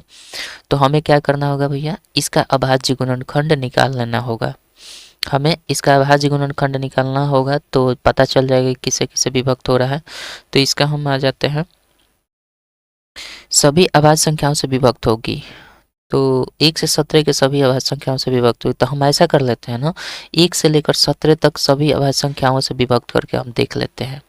1 से 17 तक के सभी अभाज्य संख्याओं से विभक्त करके देखेंगे तो तुरंत मिल जाएगा। कैसे, 1 से अगर डिवाइड करेंगे तो ये सभी संख्याएं विभक्त हो जाएगी, एलिजिबल है। 2 से अगर आए तो 2 से आएंगे तो ये वाला नहीं होगा, ये वाला नहीं होगा, तो 2 ऑप्शन तो ऐसे ही एलिमिनेट हो गए, बच गया ये वाला और ये वाला। अब इसमें हम नियम लगा देते हैं, 2 से हटाइए 3 से अब आते हैं, तो 3 से नियम होता है कि सभी अंकों का योग होना चाहिए, तो ये देखिए 2 और 2 4, यानी आपका 8 4 3 4 चौका 16, 4 दूना 8 8 दूना 16, तो 16 आपका 3 से विभक्त नहीं होता है, तो ये आंसर बिल्कुल नहीं होगा। 16 3 से विभक्त नहीं, तो 3 के ही विभाजता में ये फेल हो गया, तो बाकी वाला में क्या करेगा, तो बाकी वाला में ये सभी लागू हो जाएंगे, 5 1 6 6 6 12, ये 3 से भी विभक्त होगा। लास्ट से सॉरी 3 से 1 2 3 4 से नहीं देखेंगे, 4 से इसलिए नहीं देखेंगे कि 4 अभाज्य संख्या नहीं है, तो हम 5 से देखेंगे। तो 5 से विभाज्यता का नियम कहता ही है ये वाला। ठीक है, तो अब बाकी जो ऑप्शन बचा है एक शेष, तो इसी पर हम आंसर देंगे ही। वैसे भी 1 से 17 तक तो 17 अभाज्य संख्या है, तो 17 तिया 51, 17 से हो गया तो उससे पहले 13 से बिल्कुल हो ही जाएगा। ठीक है, 51 0 51 0 ऐसे जब आएगा, x y x y x y के फॉर्म में जब भी आता है कोई संख्या तो वो आसानी से इन सभी अभाज्य संख्याओं से विभक्त होगा। तो एक्स वाई मतलब एक्स वाई जेड यहाँ पे दिया है, एक्स वाई जेड, फिर एक्स वाई जेड ऐसे करके आ रहा है, एक्स वाई जेड ऐसे करके आ रहा है। तो इस फॉर्म के सभी संख्याएं आपके 1 से लेकर 17 तक के सभी संख्याओं से, सभी अभाज्य संख्याओं से विभक्त होते हैं। ठीक है, ये भी फॉर्म आप याद रख सकते हैं। हालांकि आपका 17 से विभक्त हो जा रहा है, मतलब एक ऑप्शन बचा था, ये ऑप्शन हो ही जाएगा। चलिए 19 नंबर क्वेश्चन दिया है आपका, निम्नलिखित में कौन सी संख्या 45 से विभक्त होगी। तो ध्यान रखिएगा, 45 से जब विभक्त होगी तो हम 45 से भाग लगाना शुरू नहीं करेंगे, हम ये करेंगे इन दोनों का फैक्टर निकालेंगे। 45 का क्या क्या फैक्टर हो सकता है, एक 5 हो सकता है, एक 9 हो सकता है। मतलब जो संख्याएं 5 और 9 से विभक्त हो जाएंगी वो 45 से विभक्त हो ही जाएंगी, इसमें कोई दो राय नहीं है। तो हम क्या करेंगे, 5 विभाज्यता का नियम चेक करेंगे, इसमें हो जाएगा, इसमें हो जाएगा, इसमें सब में 5 से विभक्त हो जा रहा है, बच गया 9।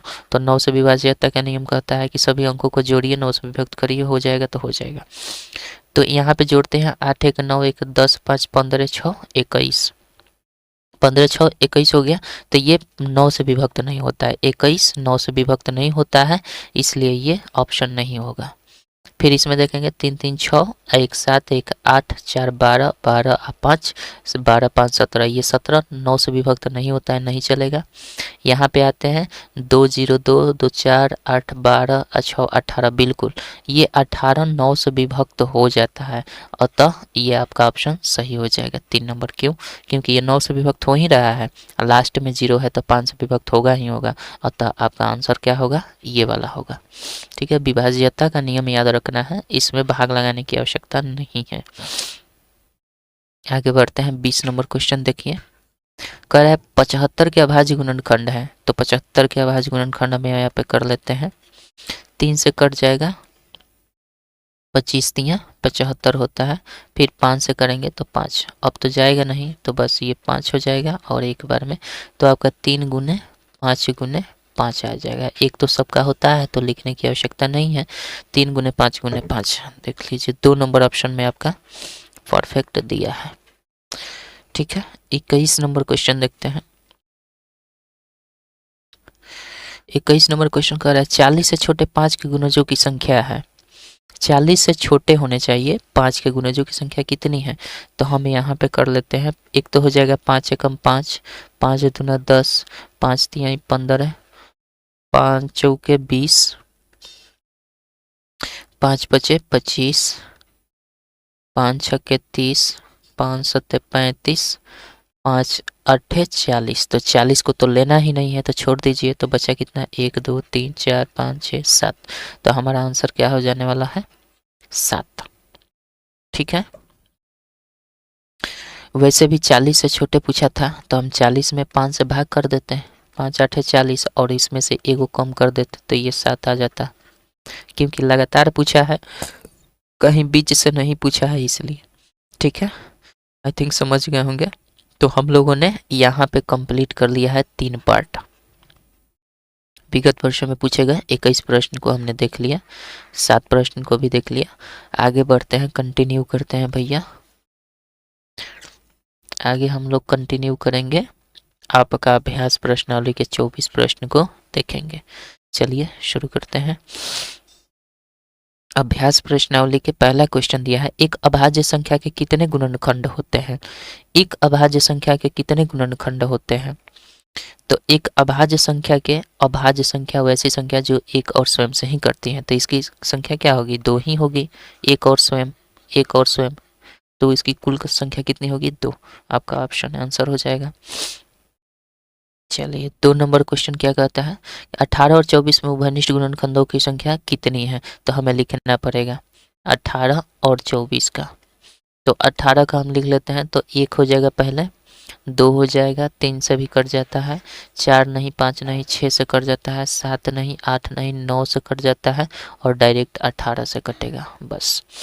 24 वैसे ही है, 1 से कट जाता है, 2 से कट जाता है, 3 से कट जाता है, ठीक है, 4 से भी कट जाता है, 5 से भी कट जाता है, सॉरी 5 नहीं, 6 से कट जाता है, 7 नहीं, 8 से कट जाता है, 9 नहीं, 10 नहीं, 11 नहीं, 12 से कट जाता है और लास्ट एक 24 से कटेगा। तो इसी में कॉमन पूछ रहा है उभयनिष्ठ गुणनखंडों की संख्या, तो उभयनिष्ठ में एक ये वाला पार्ट आ जाएगा, एक वाला आ जाएगा, उसके बाद ये 1 हो जाएगा, 2 हो जाएगा, 3 हो जाएगा, अब क्या है 6 हो जाएगा, एक ये कॉमन दोनों में मिल रहे हैं, बाकी अब कुछ नहीं मिल रहा है, तो आपके संख्या कितना हो रहा है 4, यानी आपका आंसर क्या हो जाने वाला है 4 नंबर आंसर हो जाएगा 4, ठीक है। चलिए 3 नंबर क्वेश्चन आपका दिया है। 3 नंबर क्वेश्चन कह रहा है कि 4 और 77 के बीच में 7 के गुणजों की संख्या कितनी है। 7 के गुणजों की संख्या 14 और 77 के बीच में। तो हम यहाँ से चल जाते हैं 14 और 77 के 7 के गुणज। तो हम क्या करेंगे, यहाँ पे लिखेंगे, यहाँ पे हम लिख लेंगे 7 के पहाड़ा 7, 7 दूना 14, 7 तियाँ 21, 7 चौके 28, 7 पचे 35, 7 छक 42, 7 सते 49, 7 आठे 56, 7 नवे 63, 7 दहा के 70, ठीक है। और 77 पूछ रहा है, 7 दहा के 70, 11, अब फिर 11 से मल्टीपल ले जाएंगे तो 7 11 77 हो जाता है। तो हमसे पूछ रहा है कि 14 और 77 के बीच में 7 के गुणज की संख्या कितनी है। 14 और 77 के बीच में, तो इधर का 2 को छोड़ दीजिए और 77 को भी छोड़ दीजिए और 14 को भी छोड़ दीजिए। इसके बीच में कितनी मल्टीपल हो रही हैं, 1 2 3 4 5 6 7 8, तो 8 मल्टीपल हो रही हैं। आपका आंसर क्या हो जाएगा 8। अगर दोनों को ले लीजिएगा 14 को भी और 77 को भी तो 9 हो जाएंगे, ठीक है, सॉरी 10 हो जाएंगे। अगर 14 को भी लेते हैं 77 को भी लेते हैं तो आपका 14 77 को लेंगे तो 2 और बढ़ जाएगा तो आपका 10 हो जाएगा, लेकिन यहाँ पे छोड़कर चला जाएगा तो 8 आपका आंसर आएगा, ठीक है।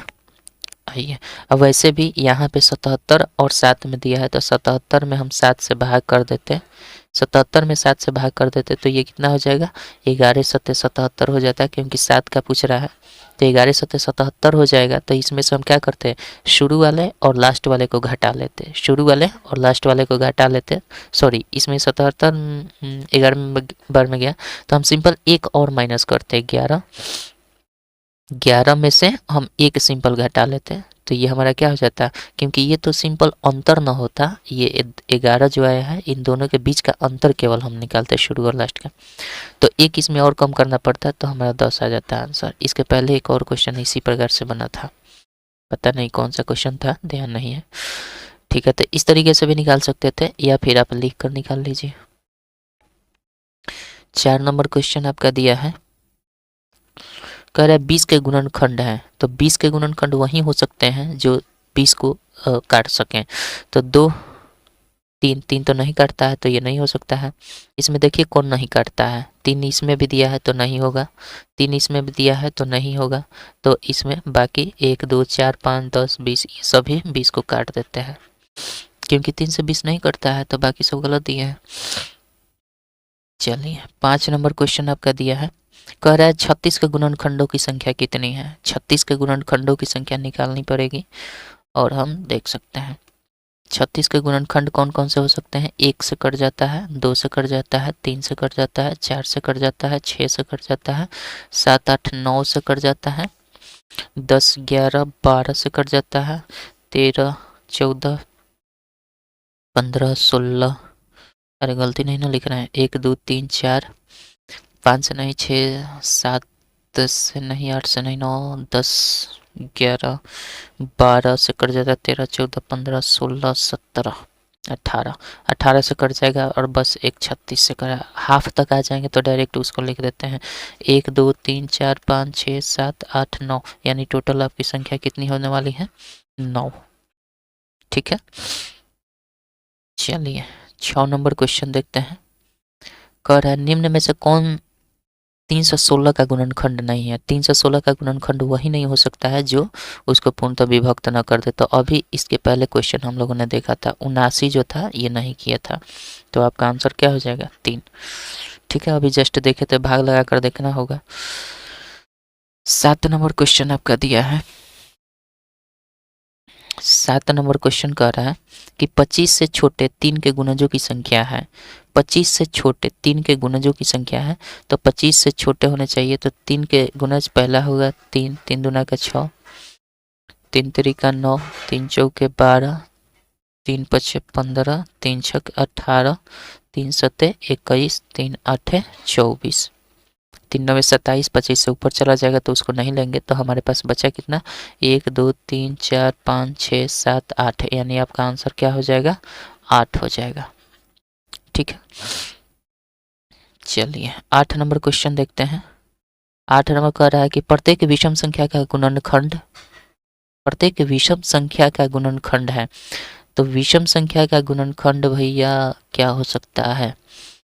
तो जैसे मान लीजिए हम 5 विषम संख्या लेते हैं, तो 5 विषम संख्या अगर हो गया तो इसका गुणनखंड क्या है, 1 होगा ही होगा, ये तो कंफर्म है। प्रत्येक विषम संख्या का गुणनखंड 1 होता ही है, विषम हो सम हो चाहे कोई भी हो, तो 1 होगा ही होगा। 0 होगा, 0 तो नहीं होगा। गुणनखंड 1 जरूर होता है, जरूरी थोड़े है कि 3 होगा ही होगा विषम संख्या का गुणनखंड। विषम संख्या का गुणनखंड क्या 3 हो सकता है। जैसे एक विषम संख्या है तो क्या 3 गुणनखंड हो गया, नहीं, तो गड़बड़ हो जाएगा, तो ये नहीं हो सकता है। 5 होता है, प्रत्येक विषम संख्या का गुणनखंड 5 होता है, ये गड़बड़ है। अगर हम 3 लिखते हैं तो क्या ये 5 हो गया, नहीं, गलत है। तो इसलिए यहाँ पे आपका आंसर क्या हो जाने वाला है, प्रत्येक विषम संख्या का गुणनखंड आपका 1 होगा ही होगा। ठीक है, चलिए 9 नंबर क्वेश्चन देखते हैं। करा इतना 80 के अभाज्य गुणनखंड है, तो जिसका गुणनफल 80 आ जाए वही उसका आंसर हो जाएगा, जिसका गुणनखंड 80 आ जाए। तो 80 के अभाज्य गुणनखंड है, तो गुना कर लेते हैं। 2 दूना का 4 दूना का 8 दूना का 16 पचे 80, 2 दूना का 4 दूना का 8 दूना का 16 पचे 80, आपका आंसर 1 नंबर हो जाएगा। बाकी यहाँ देखेंगे 2 दूना का 4 दूना का 8 5 40 पचे दूसरा हो जाएगा। 2 दूना का 4 दूना का 8 5 40 से होगा, 2 दूना का 4 पचे 20 बचे आपका 100, गलत हो जाएगा, यानी 1 नंबर ऑप्शन सही होगा। 10 नंबर क्वेश्चन आपका दिया है। कह रहा है इतना के अभाज्य गुणनखंड है, 1000 का अभाज्य गुणनखंड है, या तो सामने दिख रहा है 10 गुने 10 गुने 10। ठीक है, लेकिन ये गलत हो जाएगा, लेकिन ये गलत हो जाएगा क्यों, क्योंकि अभाज्य गुणनखंड बोल रहा है ना, तो ये क्या है 10 10 10 दिया है, तो ये अभाज्य गुणनखंड है नहीं, तो इसी को हम तोड़ देंगे। तो 10 को तोड़ेंगे तो कितना हो जाएगा 2 गुने 5 हो जाएगा। फिर इस 10 को तोड़ेंगे तो कितना हो जाएगा 2 गुने 5 हो जाएगा। इस 10 को तोड़ेंगे तो 2 गुने 5 हो जाएगा। तो मतलब कितनी बार 2, 1 2 3 बार 2, और 5 कितनी बार 3 बार। तो यहाँ पे देखिए 3 2 बार 5 3 बार आ गया, 3 बार 5 3 बार 2, काम खत्म, यानी 4 नंबर ऑप्शन आपका बिल्कुल सही होगा। ठीक है, ये अभाज्य गुणनखंड अभाज्य संख्या नहीं है, इसलिए ये नहीं ले सकते हैं। यहाँ तो अभाज्य संख्या है लेकिन इसका गुणनफल नहीं आ रहा है, यहाँ अभाज्य संख्या है ही नहीं, इसलिए आपका ये आंसर होगा। ठीक है, 11 नंबर क्वेश्चन देखेंगे। कह रहा है यहाँ पे कि निम्न में से कौन सी संख्याओं 12 20 और 24 का एक उभयनिष्ठ गुणनखंड है। तो उभयनिष्ठ गुणनखंड वही होता है जो उन सभी को विभक्त कर दे। तो 3 से अगर हम विभाजता के नियम लगा दें, क्या 12 से 12 विभक्त हो जाता है 3 से, बिल्कुल। 20 होता है, नहीं होता है, तो 3 नहीं होगा। 4 से देखें तो ये 12 भी हो जाता है, 20 भी हो जाता है, 24 भी हो जाता है, तो आपका उभयनिष्ठ गुणनखंड क्या हो जाएगा 4। 5 से तो नहीं कर सकते हैं, 12 नहीं होता है, 6 से भी नहीं कर सकते, 20 नहीं होगा, इसलिए आपका आंसर क्या हो जाएगा 4 आंसर हो जाएगा, दोनों का उभयनिष्ठ। नहीं तो लिख कर भी कर सकते हैं आप अपने अनुसार। ठीक है, आगे बढ़ते हैं। 12 नंबर क्वेश्चन कर रहा है कि छोटी सी छोटी संख्या इतना के गुणनखंड है। छोटी सी छोटी संख्या इतना के गुणनखंड है, किसके गुणनखंड है, मतलब ये सभी किसके गुणनखंड है। तो जाहिर सी बात है इन सभी से ये नंबर कट जाएंगे तो उनके गुणनखंड हो जाएंगे। तो हम क्या करेंगे, 2 से पहले देखेंगे तो बिल्कुल जिस संख्या के अंत में 0 होता है वो 2 से विभक्त हो ही जाता है, ये कन्फर्म है। तो 2 से ये विभक्त हो जा रहा है। 3 से देखेंगे, जांच करेंगे तो 2 3 5 4 9, 9 5 14, 1 15, ये 3 से भी विभक्त हो जा रहा है।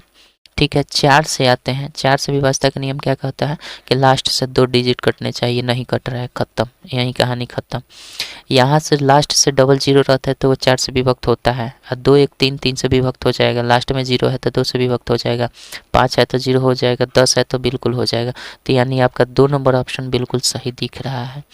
यहाँ पे आ जाएंगे तो यहाँ पे आपका छोटी सी छोटी संख्या पूछी जा रही है। तो देखिए ये तो बिल्कुल हो ही नहीं रहा है, ये 1200 जो है इन सभी से विभक्त हो जा रहा है, लेकिन ये 1200 है। कितना है? ये 1200 है। यहाँ पे देखेंगे 60, तो 2 से भी भाग लग जाएगा, 3 से भी लग जाएगा, 15 चौका 60, 5 से भी लग जाएगा, अब 12 पचास 60, ये भी हो जाएगा। ये 60 में भी भाग लग जा रहा है बिल्कुल, लेकिन 1200, तो यहाँ पे छोटी सी छोटी संख्या पूछी जा रहा है, तो 1200 अब यहाँ पे रिजेक्ट हो जाएंगे, 60 पर आएंगे। और यहाँ पे 600 तो हटा ही दीजिए, हो चाहे ना हो, हमारा 60 मिल ही गया सबसे छोटी संख्या, तो आपके क्या हो जाएगी आंसर 60। छोटी सी छोटी संख्या इतनी की गुणनखंड है, कितनी? 60 की गुणनखंड है सब। चलिए आगे बढ़ते हैं। 13 नंबर क्वेश्चन आपका दिया है, 210 के अभाज्य गुणनखंड कितने हैं? 210 के अभाज्य गुणनखंड कह रहा है कितने हैं, तो 200 अभाज्य गुणनखंड बोल रहा है, तो इसको फैक्टर कर लेंगे हम, 2 से करते हैं तो 2 एकम 2, 2 पचे 10, 3 से करेंगे तो 3 तिरिके 9, 3 पचे 15, और फिर हमारे पास कितना आ जाएंगे 5 से 5 सत्ते 35। तो इसके कितने अभाज्य गुणनखंड हुए? 2 हुआ, 3 हुआ, 5 हुआ और एक 7 हुआ, मतलब सब अलग अलग डिफरेंट होना चाहिए। तो 2 गुने 3 गुने 5 गुने 7, मतलब सभी अंक डिफरेंट। अब जैसे 2 3 बार आ जाता तो उसी को हम एक ही बार काउंट करते हैं। तो इसमें अभाज्य संख्याओं की संख्या कितनी आई? 4, 1 2 3 4 अलग अलग। तो आपका आंसर क्या हो जाएगा? 4 नंबर आंसर बिल्कुल सही हो जाएगा। ठीक है, चलिए 14 नंबर क्वेश्चन देखते हैं। कह रहा है कि 6 10 15 का उभयनिष्ठ गुणज निम्न में से कौन सा है? 6 10 15 का उभयनिष्ठ गुणज, गुणज मतलब इससे बड़ी संख्या ही कोई होगी, तो जाहिर सी बात है इन सभी से वो संख्या विभक्त होनी चाहिए। 6 10 15 से विभक्त होनी चाहिए। 10 15 से विभक्त होगा? नहीं होगा, हटाइए। 20 हो जाएगा? नहीं होगा। 15 से 30 हो जाएगा? बिल्कुल। 6 से भी 30 विभक्त होता है, 10 से भी होता है, 15 से भी होता है, यानी 3 नंबर ऑप्शन आपका 30 बिल्कुल सही आंसर होगा, ये नहीं होगा। तो 30 आपका आंसर हो जाने वाला है। ठीक है, 15 नंबर क्वेश्चन देखते हैं। 15 नंबर क्वेश्चन आपका दिया है 10 और 21 में उभयनिष्ठ गुणनखंड है। कौन से? 10 और 21 में उभयनिष्ठ गुणनखंड क्या होगा? तो हमें देखना होगा। 10 और 21, ये तो भैया 3 से नहीं कटेगा, 7 से इसका होता है, 7 3 10 से नहीं कटेगा, तो सिंपल एक ही दिख रहा है। एक ही ऐसी संख्या है जो दोनों को विभक्त कर सकती हैं, अन्यथा कोई भी ऐसी संख्या नहीं है। तो ठीक है, आइए आगे बढ़ते हैं। 16 नंबर क्वेश्चन आपका दिया है, करा निम्नलिखित में से अभाज्य गुणनखंड है 84 का। निम्नलिखित में से अभाज्य गुणनखंड किसका सही है, यही देखना है। तो सही अभाज्य गुणनखंड किसका है भाई? देख लीजिए, 84 है ना, गुना करने पर आना चाहिए। पहली बात कि अभाज्य संख्याएं होनी चाहिए, इसमें तो है 2 दूना का 4 तिहाई 12 सत्ते 84, एक नंबर बिल्कुल आपका सही होने वाला है। इसमें देखिए 14 है, अभाज्य संख्या नहीं है, तो ये गलत है। इसमें भी 14 है, अभाज्य संख्या ये नहीं है, गलत है। इसमें भी 9 है, अभाज्य संख्या नहीं है, गलत है। तो एक नंबर आपका बिल्कुल सही आंसर होने वाला है। चलिए 17 नंबर क्वेश्चन क्या कह रहा है? 17 नंबर क्वेश्चन आपका दिया है, करा निम्नलिखित में से कौन सी संख्या 21 से विभाजित हो जाती है? तो वैसी संख्या जो आपकी 21 से विभाजित का नियम है, एक वैसी संख्या जो जो जो 7 और 3 से विभक्त हो जाए आसानी से, वो हो जाएगी। तो हम क्या कर लेते हैं, 7 और 3 से विभक्त होने वाली संख्या इसमें हम देख लेंगे। तो 7 से ही विभक्त हो जाएगी, 7 तियां 21 और 7 से 7 9 63, ठीक है, तो ये तो बिल्कुल दिख रहा है कि यहाँ पे विभक्त हो जाएगी। यहाँ पे देखेंगे तो 7 से ये कटाएंगे तो ये बिल्कुल नहीं कटने वाला दिख रहा है। 21 सात्रिया 21 और 65 आ जाएगा। यहाँ पे 7 दूना 14, ये तो बहुत लेंदी हो जाएगा। 21 सातियाँ 21 61 आ जाएगा, नहीं काम चलेगा।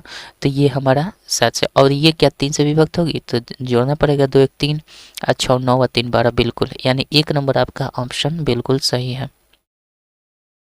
1 नंबर ऑप्शन बिल्कुल सही है। क्यों? क्योंकि ये 7 से और 3 दोनों से विभक्त हो जा रही हैं, क्योंकि 21 का ये फैक्टर ही होता है 7 गुना 3। तो आपका क्या हो जाएगा 21,063 आपका आंसर हो जाएगा। आइए आगे बढ़ते हैं। 18 नंबर क्वेश्चन दिया है, निम्नलिखित में से कौन सी संख्या 5 तथा 10 में से विभाजित हो सकती हैं। निम्नलिखित में से कौन सी संख्या 5 तथा 10 दोनों से विभाजित हो सकती हैं। तो 5 और 10 से, तो 5 से विभाजता और 10 से विभाजता के नियम जानते हैं। जिस संख्या में लास्ट में 5 या 0 हो वो 5 से विभक्त होती हैं। और 10 से विभाजता का नियम होता है जिस संख्या के अंत में एक कम से कम 0 होने चाहिए, बाकी जितना हो जाए। तो एक 0 होना ही चाहिए, तो इसमें किसी में एक 0 नहीं है, तो 10 का फॉलो नहीं करेगा। तो यहाँ पे ये कर रहा है, और हमें पता है कि अगर एक 0 है तो ये 5 से भी और 10 से भी विभक्त हो जाता है। तो 140 आपका आंसर हो जाएगा। ठीक है, 18 हो गया। 19 नंबर क्वेश्चन देखते हैं। करा निम्नलिखित में से कौन सी संख्या 11 का गुणज है। जो 11 का गुणज होगी वो 11 से पूर्णतः विभक्त होगी ही होगी। तो हम इसमें भाग लगा कर देख लेते हैं। 11 से विभाजता का नियम होता है कि दोनों एक अल्टरनेट पर हम क्या करेंगे, अंकों को जोड़ते हैं और जोड़कर घटाते हैं। तो हमारे पास 1 1 2 हो जाएगा, माइनस कर देंगे ये वाला, तो 2 2 2 0 आ जाएगा, 0 आ गया, मतलब 11 से ये कट जाएगा। वैसे भी 11 का स्क्वायर 121 होता है, आपको पता है। तो ये आपका आंसर क्या हो जाएगा, 1 नंबर आंसर हो जाएगा। ठीक है, बाकी इसके बारे में सोचना ही नहीं है। 11 से कट गया तो वहीं गुणज होगी। आगे बढ़िए। 20 नंबर क्वेश्चन कर रहा है आपका, निम्नलिखित में कौन सी संख्या विभाज्य है। निम्नलिखित में से कौन सी संख्या विभाज्य है भाई, किससे विभाज्य है। तो विभाज्य की बात किया जाए तो 4 1 5 या 3 8 ये 3 से विभाज्य नहीं होगी। इसमें देखा जाए 1 1 2 1 3 ये 2 नंबर बिल्कुल विभाज्य है, 3 से विभाज्य होगी। ये अभाज्य संख्या है, ये भी अभाज्य संख्या, ये भी अभाज्य संख्या। विभाज्य संख्या आपका यही है, 1 1 1 3 से विभक्त हो जाती है। ठीक है, आइए 21 नंबर क्वेश्चन देखते हैं। करण निम्नलिखित में से 35 से छोटे 5 के गुणजों की संख्या क्या है। 35 से छोटे 5 के गुणजों की संख्या अभी 8 हम निकाले थे शायद, चलिए फिर से देख लेते हैं। 35 से छोटे तो 5 एकम 5, 5 दूना 10, 5 तिहाई 15, 5 चौके 20, 5 पचे 25, 5 छके 30, 5 सत्ते 35। तो ये हमसे पूछा जाए 35 से छोटे, तो 35 को छोड़ देना है, हटा दीजिए, 35 नहीं लेंगे। इससे छोटे कितने होंगे, 1 2 3 4 5 6, यानी आपका आंसर क्या होगा, 6 होगा। 2 नंबर ऑप्शन सही होगा, 2 नंबर ऑप्शन बिल्कुल सही हो जाएगा। ठीक है, 22 नंबर क्वेश्चन देखते हैं। 22 नंबर कह रहा है 45 के गुणनखंड है। 45 के गुणनखंड वह हो गए जो सभी से विभक्त हो जाता है। 3 से कट जाता है, 5 से कट जाता है, 9 से कट जाता है, बिल्कुल सही बात है। 1 से कट जाएगा, 3 से भी कटेगा, 5 से भी कटेगा, 9 से भी कटेगा, 6 से नहीं कटेगा, ये तो गलत है भाई। 1 से कटेगा, 3 से कटेगा, 5 से कटेगा, 9 से कटेगा, तो ये तो 1 3 5 9, तो अब तक ये लग रहा था सबसे तो कठिन रहा था। इसमें देख लेते हैं, 1 से कटेगा, 3 से कटेगा, 5 से कटेगा, 9 से कटेगा, 15 से भी कटेगा, और एक 45 से भी तो कटेगा। 45 से भी, तो इसमें देख लीजिए 15 नहीं दिया है लेकिन इसमें 15 दिया है। तो आपका आंसर क्या, 4 नंबर मारिए। 1 से भी कटता है, 3 से भी कटता है, 5 से भी, 9 से भी, और आपका 15 से भी। एक 45 भी दे देता तो और अच्छा रहता, खैर कोई बात नहीं है। 4 नंबर सूटेबल आंसर होगा, 15 तक दिया है कम से कम। ठीक है, तो 4 नंबर आंसर दीजिएगा आप। 23 नंबर क्वेश्चन आपका दिया है, निम्न में से 60 का गुणनखंड नहीं है। जो 60 को विभक्त न करे वहीं 60 का गुणनखंड नहीं होगा। 1 तो कर देता है 60 को विभक्त, 15 भी कर देता है, 30 भी कर देता है, 13 नहीं करता है। तो आपका आंसर क्या हो जाएगा, 13 जो है ना 60 का गुणनखंड नहीं है, क्योंकि विभक्त नहीं करता है, भाग लगाने पर भाग नहीं लग पाता है इसलिए। 24 नंबर क्वेश्चन कर रहा है आपका, कि 230 के अभाज्य गुणनखंड कितने हैं, 230 के अभाज्य गुणनखंड कितने हैं। तो 230 के अभाज्य गुणनखंड पूछ रहा है, तो अभाज्य गुणनखंड यहाँ पे निकालेंगे 2 एकम 2, 2 एकम 2, 2 पचे 10। फिर ये कितने बार में, 3 बार में नहीं जाएगा तो 5 बार में करेंगे। 5 से करेंगे तो 5 दूना 10, 5 तिहाई 15, यानी टोटल कितने हैं अभाज्य गुणनखंड 23। तो अभाज्य गुणनखंड आ गया 2 गुने 5 गुने 23। मतलब ये अलग अलग कौन कौन सी संख्याएं आई, अलग अलग आपकी 3 संख्याएं आई। तो ये आपका आंसर क्या हो जाएगा, 3 नंबर बिल्कुल सही आंसर, 2 नंबर बिल्कुल सही आंसर 3। ठीक है, चलिए आगे बढ़ते हैं। तो हम लोगों ने अभ्यास प्रश्नावली को भी कंप्लीट कर दिया है, यानी 24 प्रश्न को अभी देख लिए, 21 देख चुके हैं, 7 भी देख चुके हैं। अब हमारे पास बचा हुआ है भैया 13 प्रश्न, और 13 प्रश्न की ओर हम बढ़ते हैं। 13 प्रश्न बचे हुए हैं, इसको भी देख लेते हैं।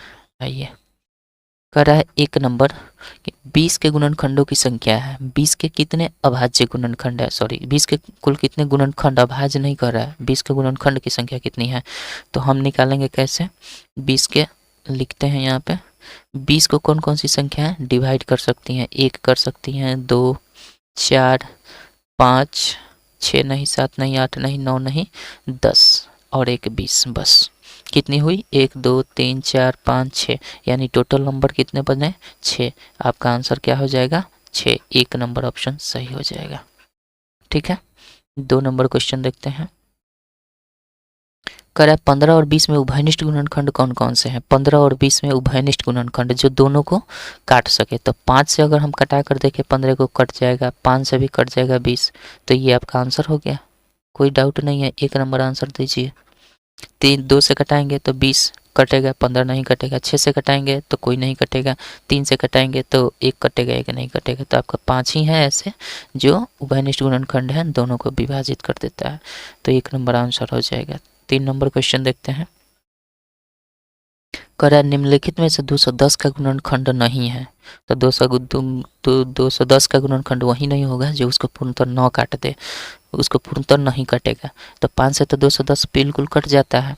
8 से काटेंगे तो 8 दूना 16, 8 दूना 16, अब 5 21 50, हाँ बिल्कुल आपका सही है, 8 आंसर होगा, क्योंकि 8 210 को विभक्त नहीं कर पाता है, इसलिए आपका 8 आंसर होगा। 7 बिल्कुल कर देगा, 7 या 21 10 भी बिल्कुल कर देगा, तो आपका 8 आंसर होगा। ठीक है, आइए 4 नंबर क्वेश्चन देखते हैं। कह रहा है 110 के अभाज्य गुणनखंड कितने हैं। 110 के अभाज्य गुणनखंड कितने हैं। तो हम 110 के अभाज्य गुणनखंड निकालेंगे। 110 का अलग अलग नंबर देखेंगे, पहले तो 2 आ जाएगा, तो 2 पचे 10 और 2 पचे 10, फिर आएगा 3 से नहीं कटेगा तो 5 करेंगे तो 11 पचे 55। कौन कौन सी नंबर आई 2 गुने 5 गुने 11, मतलब कुल संख्याएं कितनी आई 3। तो आपका आंसर क्या हो जाएगा 1 नंबर ऑप्शन बिल्कुल सही हो जाएगा 3। ठीक है, 5 नंबर क्वेश्चन देखते हैं। चलिए 5 नंबर क्वेश्चन दिया है, वह छोटी सी संख्या लिखिए जिसके गुणनखंड 1 3 तथा 5 हैं। तो 1 3 5 के गुणनखंड वही होंगे जो 1 3 5 से सभी विभक्त होंगे, मतलब ये नंबर विभक्त होंगे। तो 1 से ही 20 विभक्त हो जाता है, 5 से भी विभक्त हो जाता है, 3 से नहीं होता है, तो इसको हम नहीं ले सकते। 15 का देखा जाए तो 15 का आपका क्या हो जाएगा, 1 से भी विभक्त होता है, 3 से भी विभक्त होता है, 5 से भी विभक्त होता है, मतलब आप 2 नंबर ऑप्शन बिल्कुल सही हो जाएगा। 25 की देखें तो 3 से विभक्त नहीं होता है, 30 की देखें तो आपका 5 से विभक्त होता है, और यहाँ पे हमसे बोला गया है छोटी संख्या 5 से भी विभक्त होता है, 1 से भी विभक्त होता है, 3 से भी विभक्त होता है, तो मतलब ये भी विभक्त हो जा रहा है, लेकिन हमसे पूछा गया है छोटी संख्या बतानी है। तो 30 यहाँ पे बड़ी संख्या हो गई 15 से, तो इसको नहीं ले सकते हैं, 15 आपका आंसर हो जाएगा। ठीक है, चलिए 6 नंबर क्वेश्चन आपका दिया है, 15 तक 5 के गुणजों की संख्या क्या है। 15 तक 5 के गुणजों की संख्या कितने हैं। तो हम लिखेंगे 5 एकम 5, 5 दूना 10 और 5 तिहाई 15, मतलब 15 तक जाएगा तो जाहिर सी बात है 5 के गुणज 15 तक 3 ही होंगे। अब ऐसे भी हम ऐसे कर सकते थे, 15/5 कर देते तो 5 तिहाई 15, 3 ही आएंगे। वहाँ तक लेना है, छोड़कर एक लेना होता तो 2 ही करते, तो किसी को छोड़ना नहीं लेना है। तो ठीक है, 3 आपका आंसर हो जाएगा, 2 नंबर ऑप्शन में दिया है। ठीक है, चलिए 7 नंबर क्वेश्चन देखते हैं। कह निम्नलिखित में से कौन सी संख्या 25 से विभाजित हो जाती है? तो 25 से विभाजित होने वाली संख्या वो होती है जिसके अंत से 2 डिजिट 25 से विभाजित होने चाहिए। अंत से 2 डिजिट 25 से अगर विभाजित हो जाएगा तो आपका पूरा संख्या 25 से विभाजित हो जाएगा, ये नियम है। ठीक है, तो यहाँ पे 75 25 तियाँ 75 यानी 1 नंबर ऑप्शन बिल्कुल सही होगा।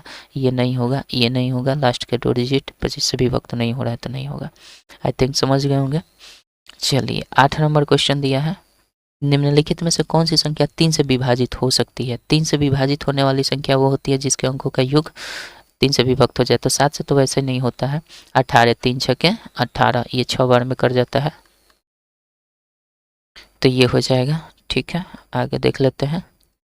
9 नंबर क्वेश्चन आपका दिया है, कह निम्नलिखित में से 85 का गुणनखंड कौन सा है? 85 का गुणनखंड भैया कौन कौन से होंगे? तो 17 5 85 यही होगा। चलिए 85 का हम ऐसे लिखते हैं और ये कितना से कर जाए? 8 5 13 3 से नहीं जाएगा तो 5 ही से जाएगा। 17 5 85 कौन कौन से हुए भाई? 5 गुने 17, चूँकि दोनों अभाज्य संख्या मिल गई तो 5 गुने 17 आपका 3 नंबर ऑप्शन सही हो जाएगा। 3 नंबर ऑप्शन बिल्कुल सही हो जाएगा। आगे बढ़ते हैं। कह रहा है 10 नंबर, वह छोटी सी संख्या लिखिए जिसके गुणनखंड 4 तथा 5 है। छोटी सी संख्या जिसके गुणनखंड 4 और 5 है। तो 4 और 5 से वो विभक्त होनी चाहिए वो संख्या। तो 4 से 20 भी होता है और 5 से भी 20 होता है। तो ये आपका सही आंसर दिख रहा है, लेकिन छोटी सी संख्या आगे भी ट्राई कर लेते हैं। 25 तो बड़ी है, 22 भी छोटी है, लेकिन ये 5 से विभक्त नहीं होगी। 50 तो बड़ी संख्या तो भूल ही जाइए। तो आपका आंसर क्या होगा? 20 ही आंसर हो जाएगा। ठीक है, 11 नंबर क्वेश्चन देखते हैं। 11 नंबर क्वेश्चन आपका दिया है 25 और 30 के उभयनिष्ठ गुणनखंडों की संख्या क्या है? 25 और 30 के उभयनिष्ठ गुणनखंडों की संख्या क्या है? 25 और 30 के उभयनिष्ठ गुणनखंडों की संख्या भैया, तो कौन कौन से होंगे? उभयनिष्ठ गुणनखंड की संख्या कौन सी होगी? जो दोनों को विभक्त कर दे वैसी संख्या। तो 5 से 25 भी विभक्त होता है, 5 से 30 भी विभक्त हो जाता है। तो आपका क्या हो जाएगा? 5 ही आंसर हो जाएगा। 3 से नहीं होगा 25, 4 से भी 25 नहीं होगा, 1 से तो हो ही जाता है सब। तो आपका क्या हो जाएगा? 5 हो गया, हो जाएगा। ठीक है, चलिए 11 हो जाएगा। 12 नंबर क्वेश्चन देखते हैं। 12 नंबर कह रहा है इतना के अभाज्य गुणनखंड है, कौन कौन से हैं? तो अभाज्य गुणनखंड यहाँ पे ये पहले 500 देखिए, ये अभाज्य गुणनखंड नहीं, यानी अभाज्य संख्या नहीं है, तो ये तो हो नहीं सकती है। यहाँ पे भी 50 10 10 ये अभाज्य गुणनखंड नहीं है, अभाज्य संख्या नहीं है, तो ये तो गलत ही हो जाएगा। यहाँ पे देखा जाए तो 25 यहाँ पे देखिए अभाज्य गुणनखंड नहीं है, तो ये तो गलत है, ये तो होगा ही नहीं। तो 3 ऑप्शन गलत, तो एक बच गया, वहीं आपका ऑप्शन सही हो जाएगा। तो यह गुना भी कर सकते हैं। तो 2 दूना का 4, दूना का 8 5 40, 40 5 200 और 200 में 25 से गुना कर देंगे तो 5000, बिल्कुल सही है। तो ठीक है, 3 नंबर ऑप्शन बिल्कुल सही हो जाएगा। अगला देखते हैं। 13 नंबर क्वेश्चन आपका दिया है, कह रहा है 225 के अभाज्य गुणनखंड है। 225 के अभाज्य गुणनखंड, तो अभाज्य संख्याएं सब में दिख रही हैं, अभाज्य संख्या सब में दिख रही हैं, तो अब सिंपल गुना कर दीजिए। गुना करेंगे तो 5 5 25 दिया, ऐसे करते हैं। 225 का हम ही निकाल लेते हैं, काहे के लिए गुना करेंगे? 225 कह रहा है ना, 225 को हम कितना बार में 3 से पहले ले जाएंगे, तो 3 से जाएगा, 3 7 21, 3 5 15, अब 3 से जाएगा 25 तियाँ 75, अब 3 से नहीं जाएगा तो 5 गुने 5, यानी हमारे पास आया 5 गुने 5, 3 गुण में 2 बार 3 2 बार 5, 2 बार 3 2 बार 5 किधर है भैया? 2 बार 3 और 2 बार 5, आपका आंसर 1 नंबर हो जाने वाला है। ठीक है, 1 नंबर आंसर बिल्कुल सही हो जाएगा। पहले ही 5 दे दिया, पहले 3 देना चाहिए था शुरू में। छोटी संख्या होती है अभाज्य, बट दिया है तो कोई बात नहीं है। आई थिंक समझ में आ गया होगा।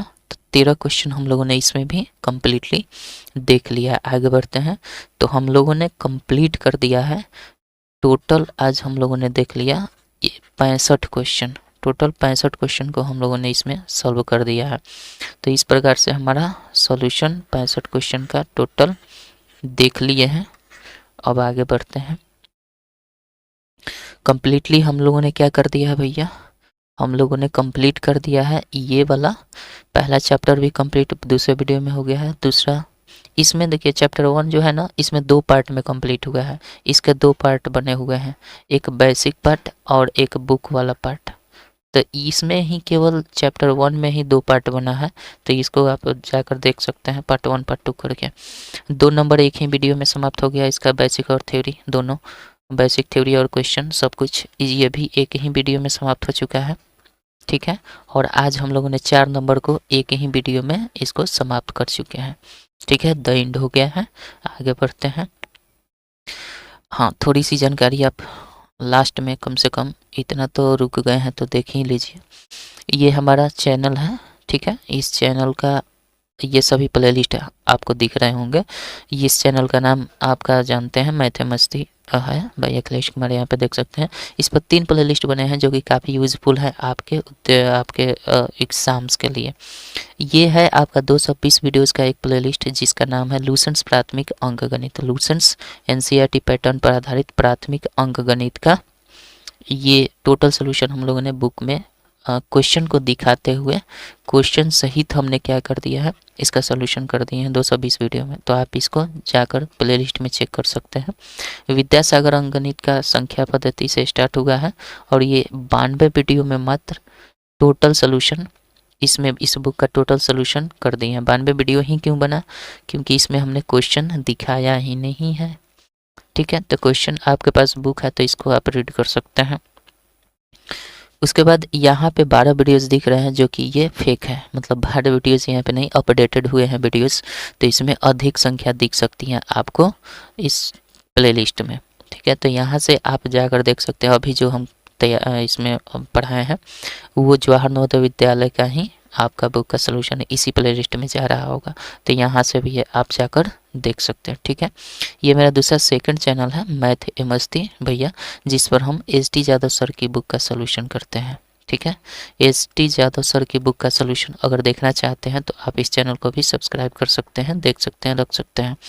अगर आप यहाँ पे इस चैनल का नाम है राउर मैथ्स, ठीक है, राउर मैथ, अगर आप इसको भी देखना चाहते हैं तो इसमें हम डॉक्टर R.S. अग्रवाल सर की बुक का सोल्यूशन करते हैं, डॉक्टर R.S. अग्रवाल सर की बुक का सोल्यूशन करते हैं।